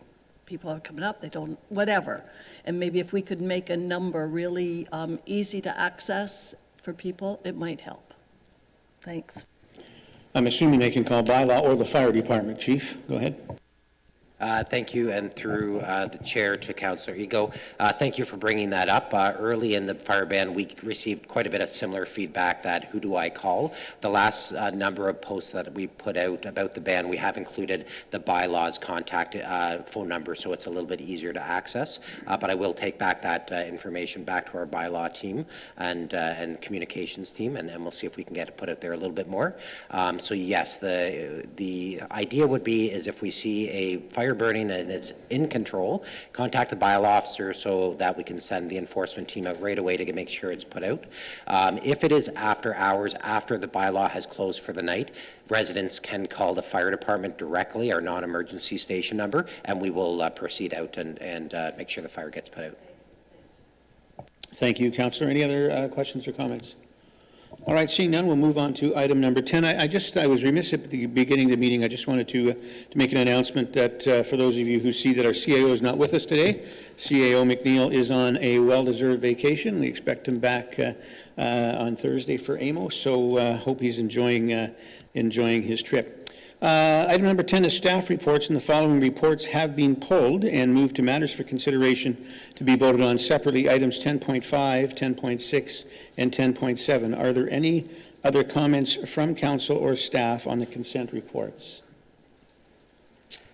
All right, seeing none, then the recommended motion is that the following consent list items under staff reports and all the recommendations contained herein be adopted, excluding items pulled and moved to matters for consideration to be voted on separately. Could I have a mover and a seconder for this, please? Councillor Belanger and Deputy Mayor Snell, all in favor? That carries unanimously. Items number 11 is correspondence. And there are no items have been pulled for correspondence. However, it is noted that Mayor Snell, or Deputy Mayor Snell, would like to pull or comment, on both correspondence items as well as Councillor Timms would also like to make a comment. Madam Clerk? Sorry, thank you, Your Worship. I just realized that I should have put that down under section 13. So we will just skip this and we will add it to section 13. All right, added to section 13. All right, then we do have a recommended motion that I will pass to the clerk because with these two items we're going to blend, I understand. Madam Clerk? Sorry, we can go to item 12. Are we on item 12? So my agenda here, 11.1 and 11.2, and it's indicating to pass that over to you. Yes, sorry. It's going to carry on down as well. Yeah, Gotcha. my All right. apologies. So item 13, you mean? Correct? Okay, good. All right, then we'll move on to item number 12, which is minutes of boards and committees. And Councillor Ego, you'd like to comment on 12.1, I understand? Yes. All right, go ahead. Thank you, through your worship. I just pulled up here for a second, but I basically remember it off my head. At the closing of that meeting, committee approved application, sorry. It was about, they have recommended to take back to their committee about removing trees that are already on properties. I'm sorry, I don't have it in front of me at this second. It is 12.1. It was at the end of one of their meetings, and that's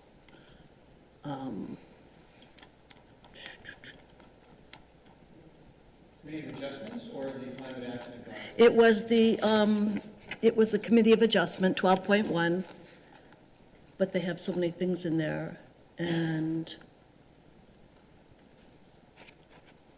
it was commented on by one of their members that they want to move it forward about trees.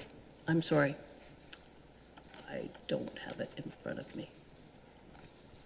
Your Worship, the Director of Planning can assist. All right, excellent. Trevor, please assist. I will do so, Your Worship. The Committee of Adjustment asked staff to come before them to speak on matters of potential conditions of minor variances and Committee of Adjustment severances for, it was preservation of trees and some other matters. So I did attend with the committee and I did speak with them. Where we left off was that the committee was encouraged to provide us their comments for the consideration of the other policies that we're working with in-house. That would be the tree preservation bylaw, the infill policies, and the urban design, because what they were suggesting probably would not be appropriate without some policy approved by council. And we don't have those policies in effect yet. So that's how it was left off. So the committee members are going to provide us their comments that they would like for the consideration for the tree preservations as part of those 3 documents. And then when we go forward with those 3 policies, we'll blend that together and then bring it to council. And then if the community is satisfied that we ought to be asking for tree preservation conditions as part of infill policies, then we'll have something that we can actually rely on instead of just making it up and going to the tribunal and getting smoked, to put it bluntly. Wow, thank you very You're much, welcome. Trevor. I just read You 2 caught the lines. chief's and now- attention when you said getting smoked, I can tell you that. All right, I just want to Councillor thank you. Eagle? Perfect. You're welcome. Thank you. you good? All right then. We do have a recommended motion then that the consent list items under minutes and boards and committees be received for information. Could I have a mover and a seconder for this, please? Moved by Councillor DeLeo, seconded by Councillor Ego. All in favor? That carries unanimously. Moving on to item number 13, matters for consideration. And I'm assuming now it's here where Deputy Snell would like to comment on both the correspondence as well as Councillor Timms would like to make a comment. Deputy Mayor Snell? Thank you. In regards to the correspondence, I'd like to put forward a motion to send a letter to support this. The only adjustment that I would like to make is that I don't think it needs to be gender specific. I think that everyone, no matter your gender, experiences harassment, bullying, terrible treatment in politics, and so I would like to put forward a motion which I have prepared, but I would welcome Councillor Tim's comments as well before I put forward that motion. Thank you. Thank you. So procedurally, a motion put forward on the floor without a notice of motion, we will need a 2/3 vote to allow that. Is that correct? Your Worship, this is with regards to the correspondence that's on the agenda, so we're okay. So once the motion is put on the table, it will be a recorded vote. This is just an amendment to the motion that's already been brought forward. It's to support the correspondence. So we have a motion prepared. Right, so this would be to amend that motion to indicate that it isn't gender specific. No. We have a motion that will support this without it being gender specific. Oh, we've already done that in advance. We've. Because we're smart. Yes. All right. Councillor Timms, your turn. Thank you, Your Worship, and through you. Actually, I thought I pulled the motion for that reason, so that we could pass the resolution. And I was going to ask our council colleagues to endorse the Elect Respect campaign, which promotes respectful, safe, and inclusive political engagement. I also would like to urge council to go onto that website and to sign the pledge, and to share this message through town's communication as well. By doing so, we stand alongside and support the municipalities that have already made the pledge, and we show our shared commitment to dignity, fairness, and respectful dialogue in public life. I feel this is a very important opportunity. Thank you. All right, thank you. All right, then, we will now carry on with the item number 13, matters for consideration.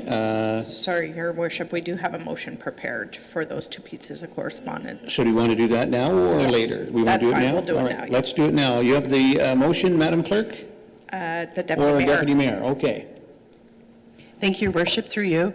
that the town of Wasaga Beach receives the correspondence received from the City of St. Catharines and town of Orangeville, and that council supports the Elect Respect Pledge and commits to treat others with respect in all spaces, public, private, and online, reject and call out harassment, abuse, and personal attacks, focus debate on ideas and policies, not personal attacks, help build a supportive culture where people of all backgrounds feel safe to run for and hold office, call on relevant authorities to ensure the protection of elected officials who face abuse or threats, and model integrity and respect by holding one another to the highest standards of conduct.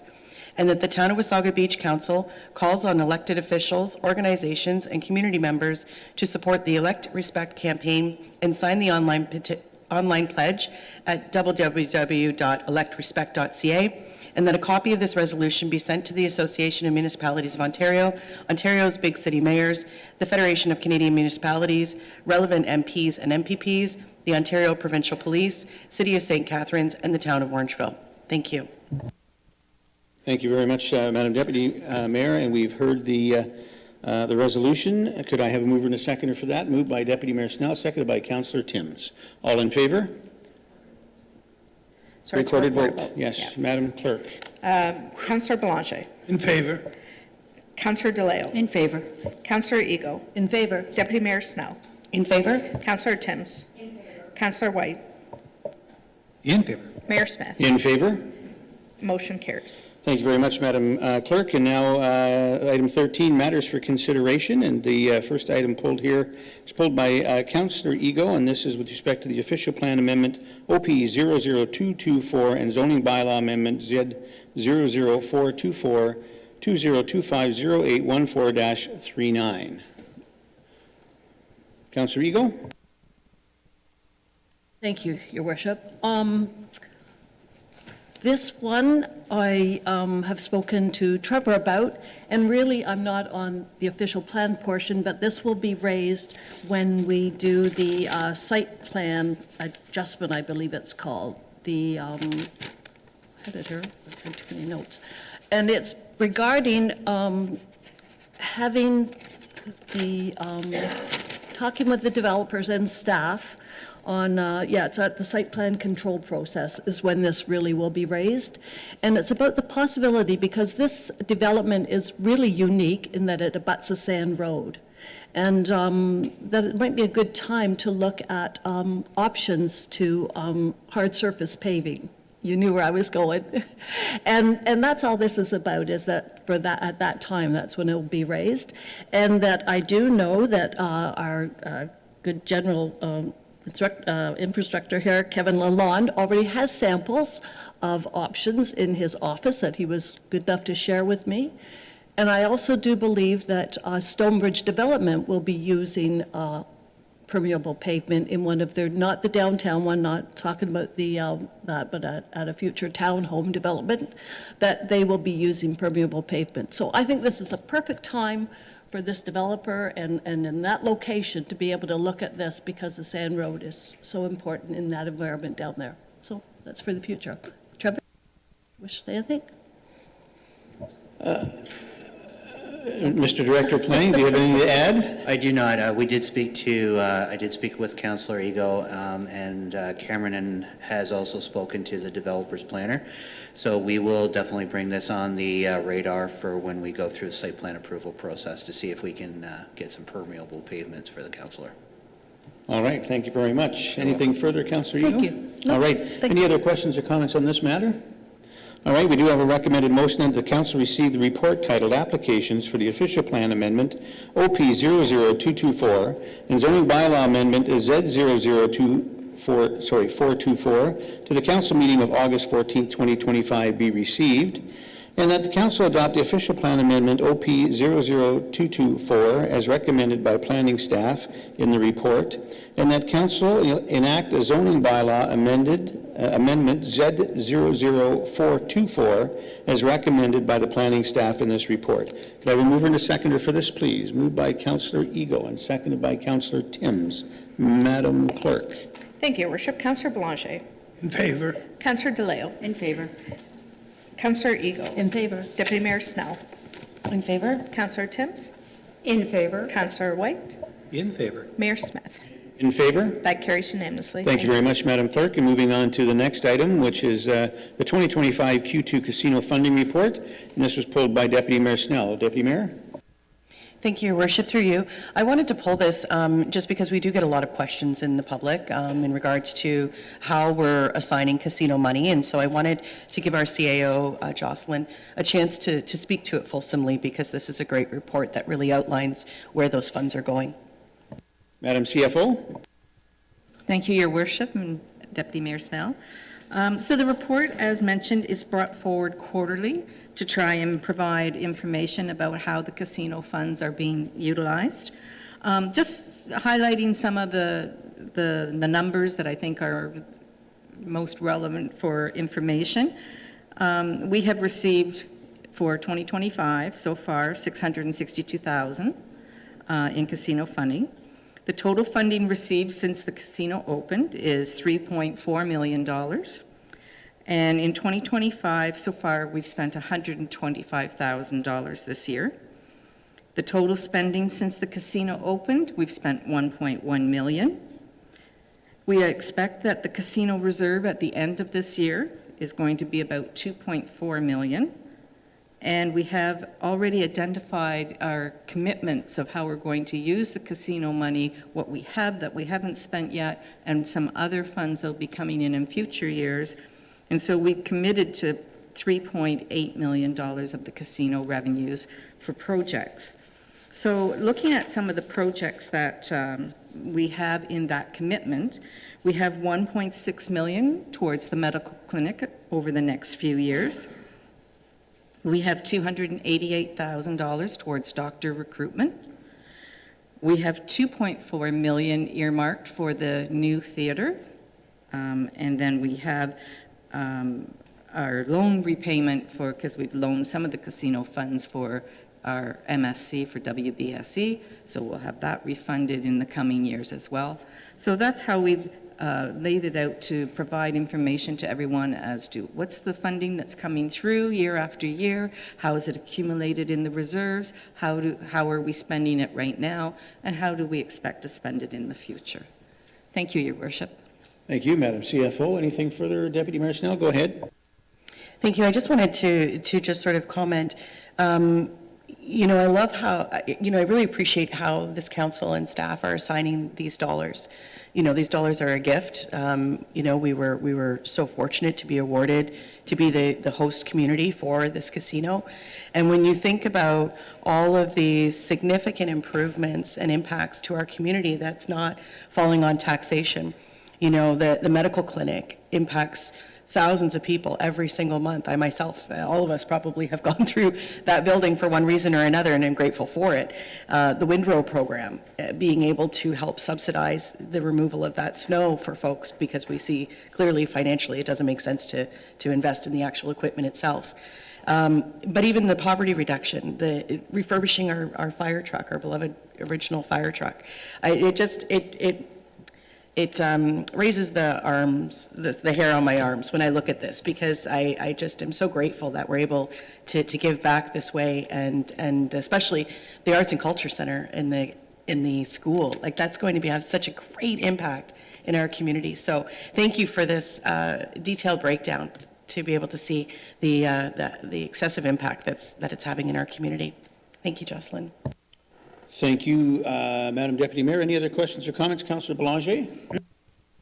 Yes, thank you, through the chair, and Mayor Smith, correct me if I'm wrong, but I think it's a good time to also reinforce that the $2.4 million earmarked for the theater is in combination with the partnership of the Catholic High School, where really if we would have built that independently, it would be in the neighborhood of $25 to $30 million. So when we talk about getting amenities for our residents without impacting taxation, this is just a fantastic example.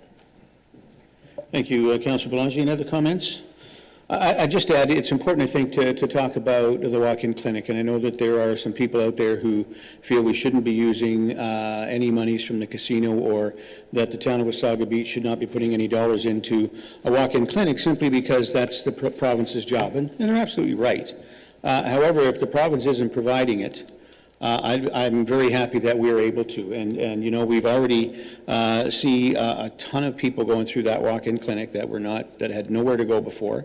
It is extremely well used. The nurse practitioners and the staff over there are quite busy. The doctor recruitment program that's attracted one doctor already that unfortunately wasn't able to add more patients, but was able to take the roster of a doctor who was retiring, so there would have been 1,500 people without a doctor without him. And you know, we've got another doctor ready to go as well that I think is going to be around 2,000 patients that we'll be able to announce in the not-too-distant future.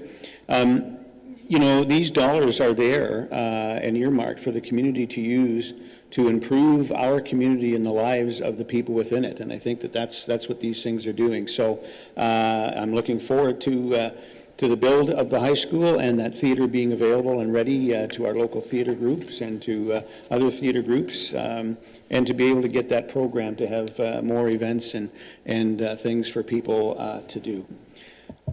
You see, this is what happens. Someone speaks and then everyone's got to speak, right? Some have to speak twice. Through the chair. Councillor Belanger?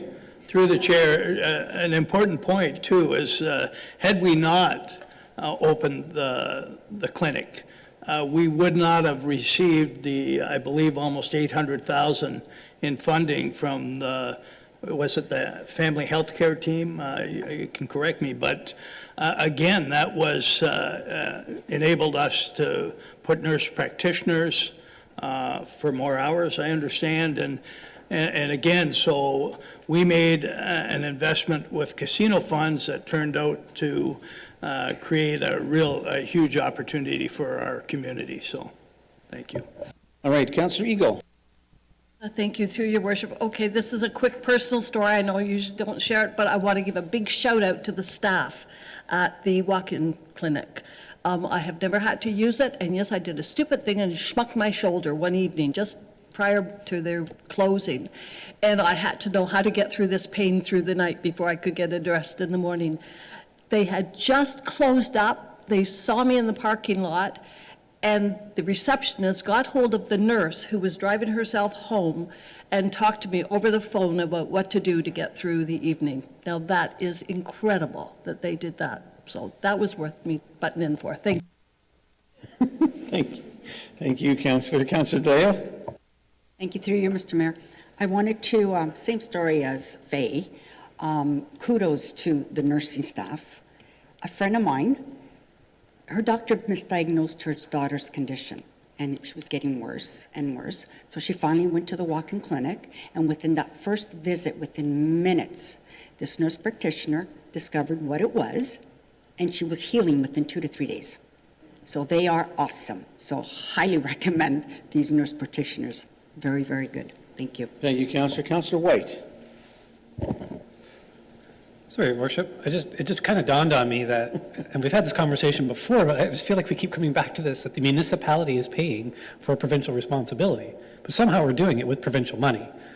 So therefore, I would say, can we finally stop saying that the town is paying for the healthcare services that should be provided by the province with taxpayer money from the town of Wasaga Beach, when it's coming from the casino, which is a crown corp of the province, which is, their mission statement is to deliver maximum value to the people in the province of Ontario.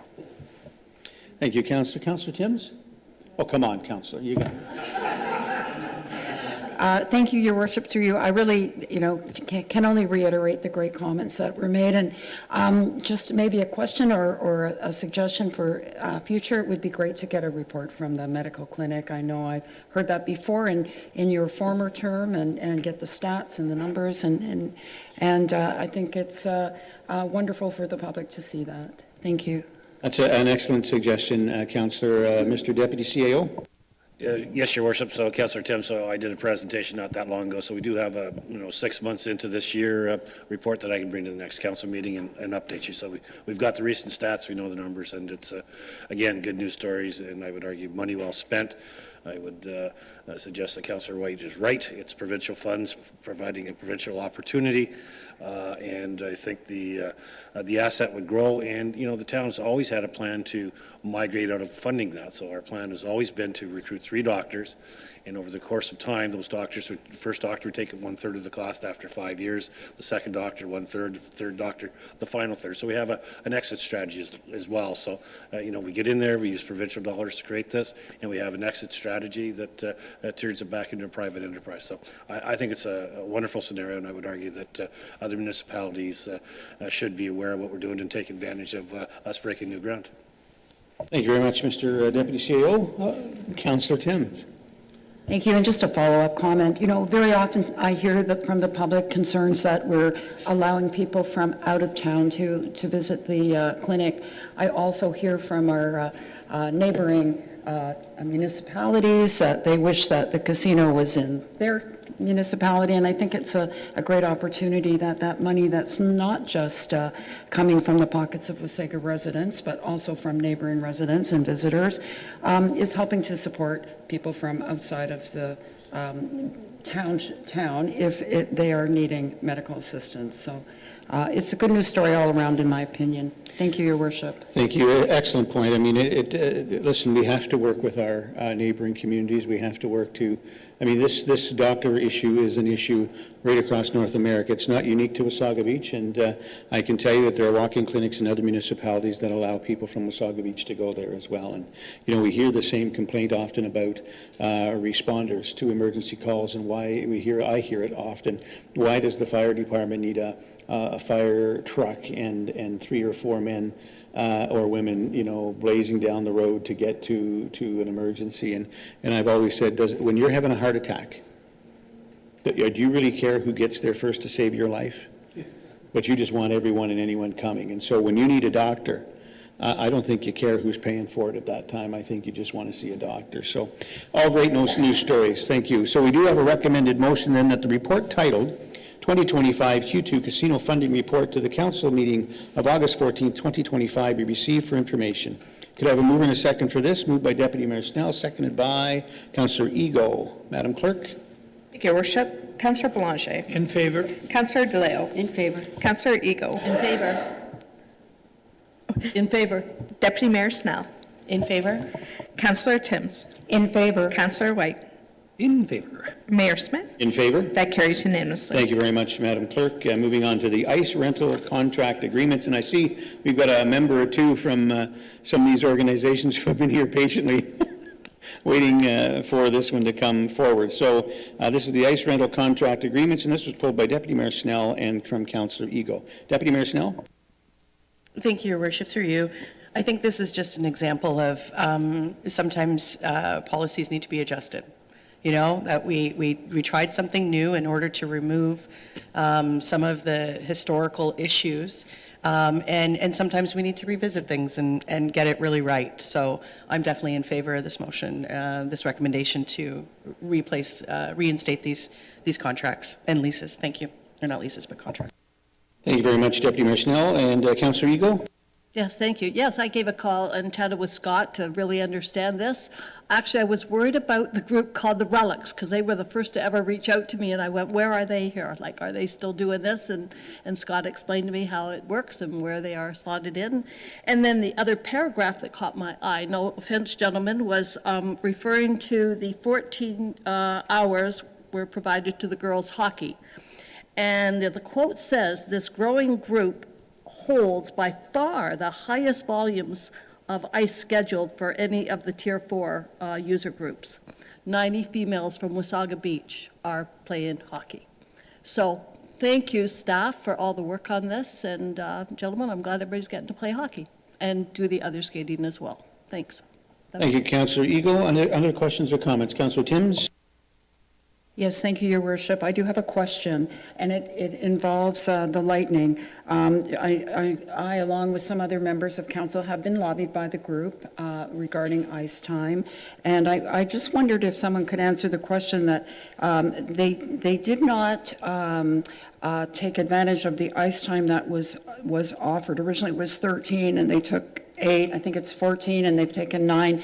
Is there someone who could answer why they didn't take advantage of the full opportunity? Mr. Deputy CAO? Your Worship, can we invite Scott Bradley up to speak to that? Scott's got more close to the details. And I gave Scott the nod, and then you put your hand up. He thought he was off the hook. Welcome, Scotty. The floor is yours.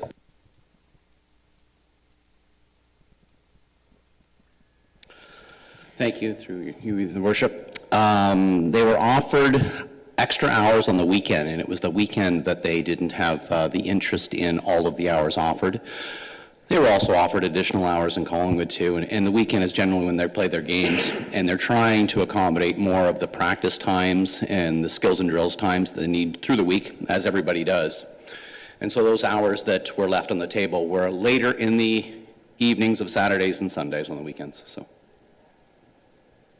Good with that, Councillor? Yes, I'm good with that. That's a fair answer. It just wasn't clear in the report why. And, when a resident doesn't also understand the answer to that, it's nice for us to be able to explain properly. Thank you. Thank you. Other questions or comments on this matter? Deputy Mayor Snell? Thank you, Your Worship, for the indulgence of a second question. Just curious, with that high volume of local female residents playing in that league, are we pursuing to establish our own, develop our own? Mr. Deputy CAO? Yeah, thank you, Your Worship. Through you to Deputy Mayor. Yes, the second part of the recommendation is asking staff to permit staff to pursue conversations to see if there's interest.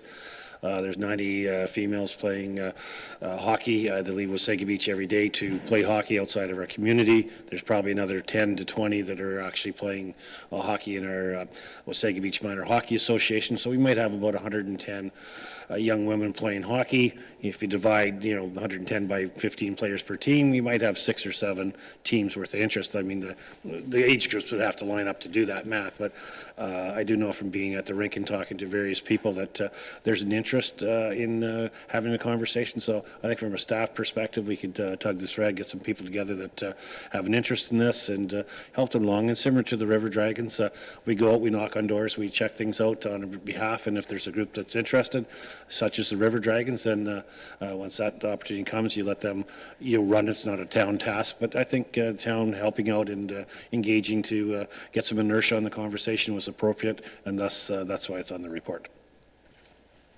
Madam Deputy Mayor? Yeah, sorry, through you, Your Worship. Thank you for that. I missed that line on the recommendations. I appreciate it. Thank you, Madam Deputy Mayor. Councillor White? It's a constant conversation that we've had. We have a tremendous showing of Wasaga Beach girls playing for the Collingwood team. And I know the Collingwood team has been tinkering around with the idea of rebranding as a more of a Georgian Bay team, because they do get players from Meaford, Thornbury, Stainer, like all around Creemore. But for you to know, there has been, and for quite some time, an application in with Ontario Women's Hockey Association to have a female team here in Wasaga Beach. And as we've learned through acquiring our own junior level team here, expanding teams and expanding this sort of stuff becomes very problematic and difficult because you need the consensus of all the teams in the area, which is not likely. Because everyone's fighting for the same sponsorship dollars and registration incomes and stuff like that. And we're also fighting for ice time, as you see here today, whether it's the leagues that have been around here for a very long time or ones that are brand new, like the Lightning. So I think that there's going to be a lot of shoehorning in things, you know what I mean? I think the Wasaga Beach girls that play for the Collingwood Lightning, are looking to have a little bit more representation here for ice time, difficult as that is. We have a lot of long-standing from figure skating to hockey here, but those, 4 o'clock to 9 o'clock times midweek are the most coveted ice times that we can possibly have. So while there is an application to have our own girls team here, I don't hold your breath. I think it could be a long time out before we achieve that kind of a status. Thank you, Councillor. Mr. Deputy CAO? Yes, thank you, Your Worship. That application's been dormant for about 2 years. I talked to the gentleman who put it in, never got word back. So I think it's worth a tug. I think personally that you start regional hockey, and the reason you have regionals, you don't have enough girls playing hockey in any one community to get things going, but you start regional so that you can develop the program so you can go local. And to Collingwood's credit, they've done that. They have 90 girls playing hockey in the beach, 135 in Stayner and Clearview. So they've grown it, and I think the next logical step is now to start going the other way and migrate towards local. So I'd like to have the conversation if council permits. And you make an excellent point. I mean, 90, we anticipate about 110 if we count the girls who are actually playing here on mixed teams, and 135 could be more than enough young ladies to create teams in each community. So, as you said, it's sat dormant. I think it's time that the leagues and the municipalities get on board here and start to, rattle the cage at the Ontario Hockey Association and get this done. We've got an amazing facility. We've got some amazing young ladies playing hockey, and I think there'd be nothing better but for Wasaga Beach to have our own girls or women's minor hockey association. I'm a big believer. It's not what you say, it's how you say it, and it's not what you ask for, it's how you ask for it. And there's been some unfortunate things put out about Wasaga Beach and Clearview not treating girls fairly, and I think it's important to clear the record that there couldn't be anything further from the truth. I think our friends in Clearview and the town of Wasaga Beach, I know for certain, treats everybody equally, and we couldn't be more excited for these young ladies, and I think staff should get to work on rattling the cages and making things happen. Mr. Deputy CAO. Thank you, Your Worship. I saw that same comments on social media. And through Councillor White, before that social media post went out and went public, I reached out to Councillor White, who put me in touch with local folks to try and create a girls' hockey tournament here in the last week of August, starting an annual tournament.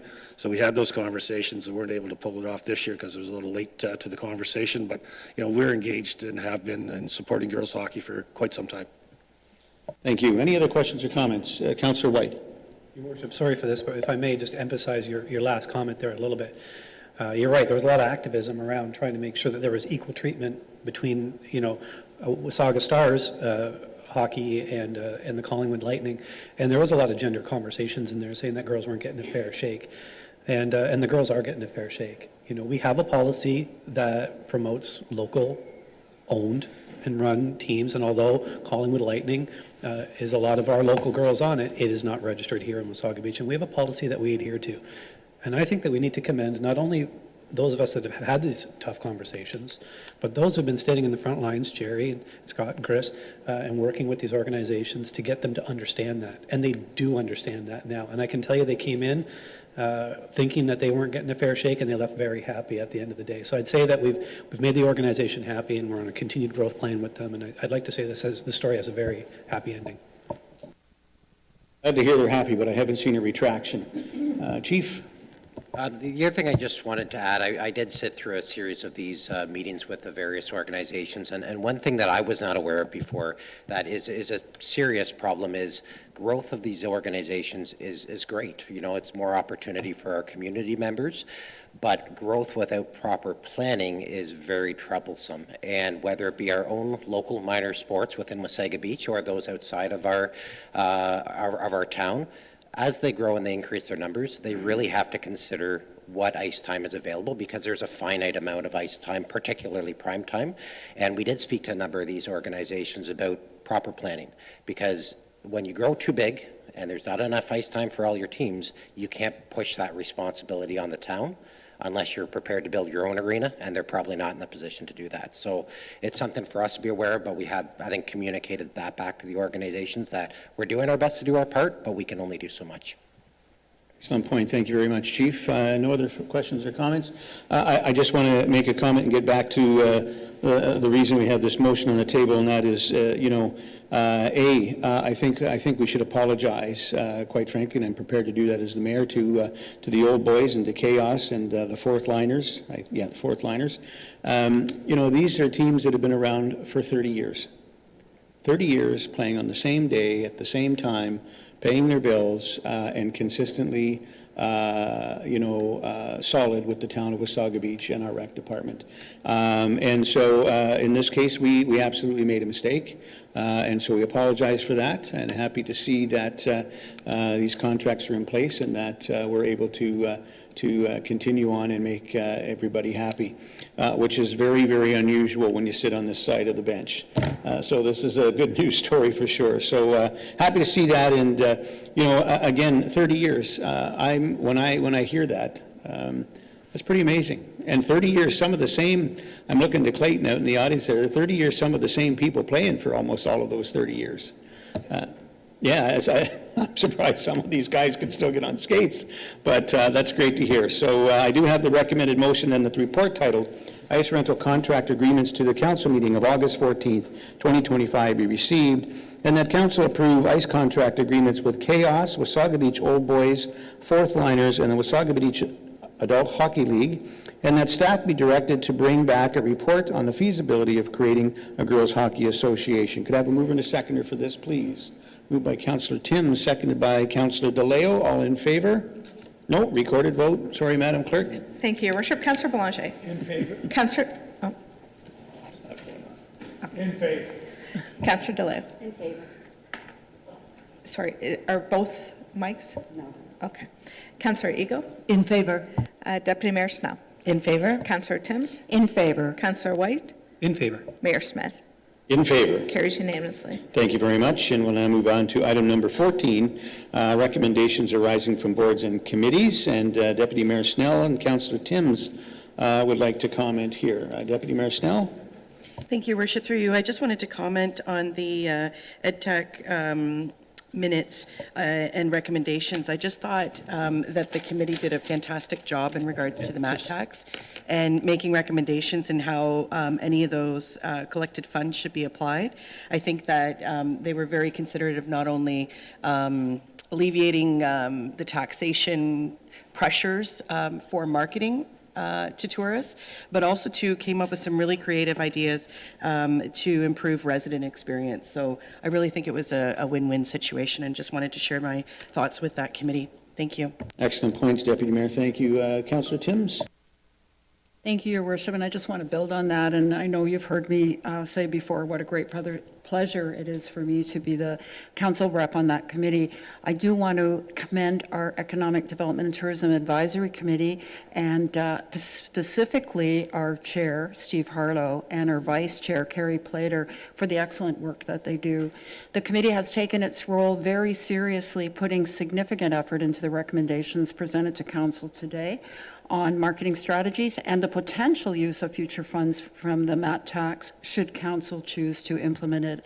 I do also want to recognize our staff liaison, Caitlin Monsma, whose professionalism, knowledge, and guidance is instrumental in ensuring that our meetings run smoothly and productively. So thank you to everyone involved, and it's a pleasure again to be on that committee. Thank you, Councillor. And we now have a recommended motion. Sorry, any other questions or comments from members of council on this? Seeing none, we do have a recommended motion that the report titled EdTac Recommendation Municipal Accommodation Tax MAT Revenue Use to the council meeting of August 14, 2025 be received, and two, that council receive the recommendation from the Economic Development and Tourism Advisory Committee, EdTac, regarding potential uses of MAT revenue, and refer the information to staff for consideration in the development of a MAT funding use policy should the town proceed with implementation. Could I have a mover and a seconder for this, please? Moved by Councillor Timms, seconded by Deputy Mayor Snell. All in favor? Nope, it's not recorded. All in favor? It carries unanimously. Thank you. Sorry, Councillor, did you want it recorded? No. No, okay. All right. Under item number 14.2 is the Advisory Committee on Tourism Summer Marketing Communications, and no one has pulled this. Are there any questions or comments on this matter? Staff need to speak to this at all?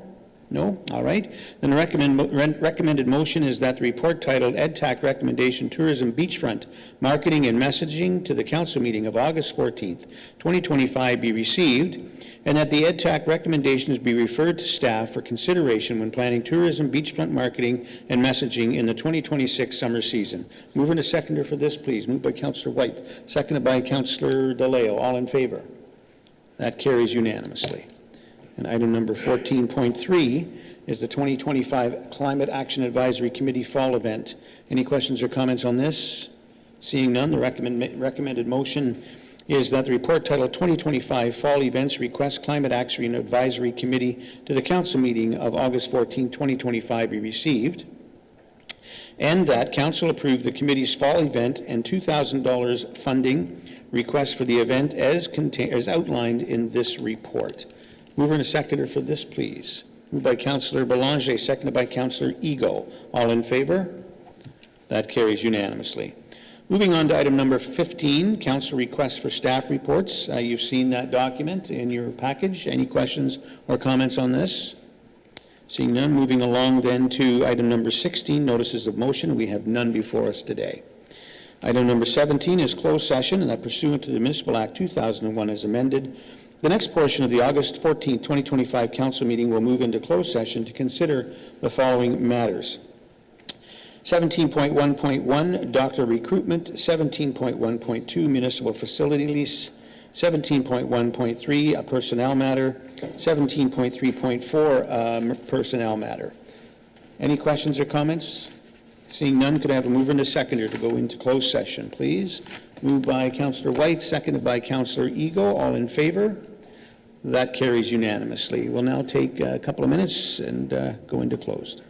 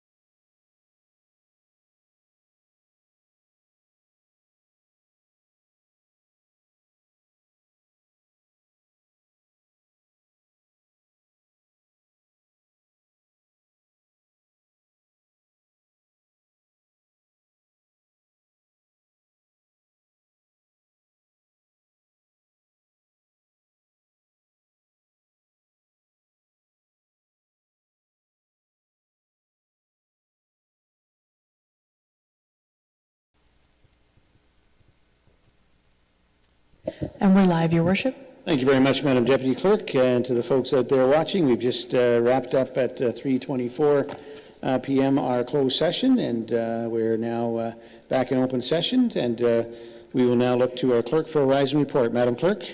Thank you, Your Worship. Council entered closed session on August 14, 2025 at 12:36 p.m. I also note that Council did break for lunch from 1:25 to 2 p.m. Council discussed the following items. 17.3.1, doctor recruitment in accordance with Section 239(2)B of the Municipal Act. As a result of that discussion, the following motion is before Council for consideration. That the Mayor and Clerk be authorized to execute a doctor recruitment incentive agreement, including both the financial incentive and the Beck Street Medical Clinic incentive with the physician. If I can get a mover and a seconder. Thank you, Madam Clerk. Yes, could we move and a seconder for that, please? Moved by Councillor Belanger and seconded by Councillor White. All in favor? That motion carries unanimously.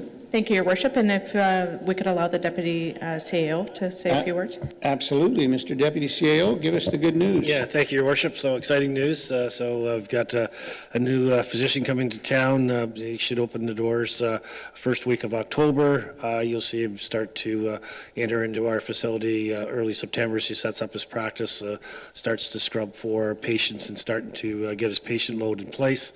He's looking right now at a patient load of about 2,000 patients, which is probably about 800 patients more than the average physician carries at this point in time. So we're lucky to get a physician who has an appetite to serve more of our residents and care for more people. I'll ask Nicole to share how people can actually, because when they hear this, I'm sure they're going to know how do I get in the list, what's the list look like, so we'll share that in a moment, but it's exciting news. But I can share that one of the reasons beyond having landed a physician is the physician we landed has about 10 to 12 years experience, so he comes to the table with backgrounds, run his own offices prior to moving into this area. And I can tell you that one of the challenges we had with physician recruitments is a lot of the doctors that come through are young doctors, so they're just starting out. They're tenuous. They're a little nervous to actually, be so bold as to go into a facility all on their own. So having an experienced physician there will allow a younger, more inexperienced doctor to come to town and have a comfort level that he's got somebody there, a mentor, a guide, somebody he can ask questions to, bounce ideas off of. So it's quite exciting. That is absolutely excellent news. Thank you very much, staff. So you'll carry on with the rise and report. Sorry, any other comments from members of council before I carry on? All right, you can tell us late in the day. That's excellent. And again, I think it's worth pointing out that staff here have been working exceptionally hard. The Deputy CAO and the Clerk's office and others as well, working exceptionally hard to try and find doctors and recruit them. It takes a lot of time, a lot of effort, a lot of meetings, and here we are. And I agree with Jerry, the Deputy CAO, that some of the other doctors we've talked to, being so young, hopefully this is going to really bring in one or two more and get that clinic full and get our rosters. Madam Clerk, are you going to speak to how people can go about signing up to be on this doctor's roster? Thank you, Your Worship. And we'd be remiss if we didn't acknowledge the great work of the Economic Development Officer who has really formed these connections. She's done an amazing job. So communication plan is being developed in collaboration with the new physician. So stay tuned for that. And for the residents that are listening online, we are very excited to state that we are partnering with the South Georgian Bay Ontario Health Team that will allow residents to join the waiting list. So we're going to encourage everyone at this time, while we're working out this messaging, to visit and subscribe to the town's medical clinic webpage, and that'll allow you to receive all the updates when that waiting list link becomes live. So that's very important. And again, that's the Wasaga Beach website. Go to the medical clinic page and subscribe for more updates. Thank you, Your Worship. Thank you, and absolutely my deepest apologies to Caitlin Mosma, our Economic Development Officer, because yes, she's absolutely worked very hard at this and does a phenomenal job and brings doctors and nurse practitioner information to us on a regular basis. So Caitlin, if you're listening, thank you so much. All right, Madam Clerk, carry on. Thank you. Council also discussed item 17.3.2, a municipal facility lease in accordance with section 239(2)C of the Act. As a result of that discussion, staff direction was provided. Council discussed item 17.3.3, a personnel matter in accordance with section 239(2)B. There's nothing further to report on that item. Council also discussed item 17.3.4, personnel matter in accordance with section 239(2)B of the Municipal Act. As a result of that discussion, staff direction was provided. Thank you, Your Worship. Thank you, Madam Clerk. And now moving on to item number 19 on the agenda, bylaws. With a recommended motion that the following bylaws be received and to be deemed and read a first, second, and third time and finally passed. 19.1 is 2025-32, a bylaw to appoint a hearing officer under the Town of Wasaga Beach Appointment of Screening and Hearing Officers Bylaw, 2024-48. 19.2, which is 2025-33, a bylaw to amend Schedule A bylaw number 2005-12, being a bylaw to designate parts of highways under the jurisdiction of the corporation of the Town of Wasaga Beach as community safety zones. 19.3 is 2025-34, a bylaw to regulate the speed of motor vehicles in community safety zones in the Town of Wasaga Beach. 19.4, 2025-35 is a bylaw to amend Town of Wasaga Beach's comprehensive zoning bylaw number 2003-60 as amended. 19.5 is a 2025-36, a bylaw to adopt amendment number 63 to the official plan for the Town of Wasaga Beach. And 19.6, 2025-37, a bylaw to authorize the collection of the costs of construction of Joanne Crescent as a local improvement charge upon benefiting land under the provisions of the Municipal Act 2001. In 19.7, 2025-38, a bylaw to confirm the proceedings of the Council of the Corporation of the Town of Wasaga Beach at its regular council meeting held Thursday, August 14th, 2025. Any questions or comments on these bylaws? Seeing none, a mover and a seconder, please. Moved by Councillor Ego, seconded by Councillor Timms. All in favor?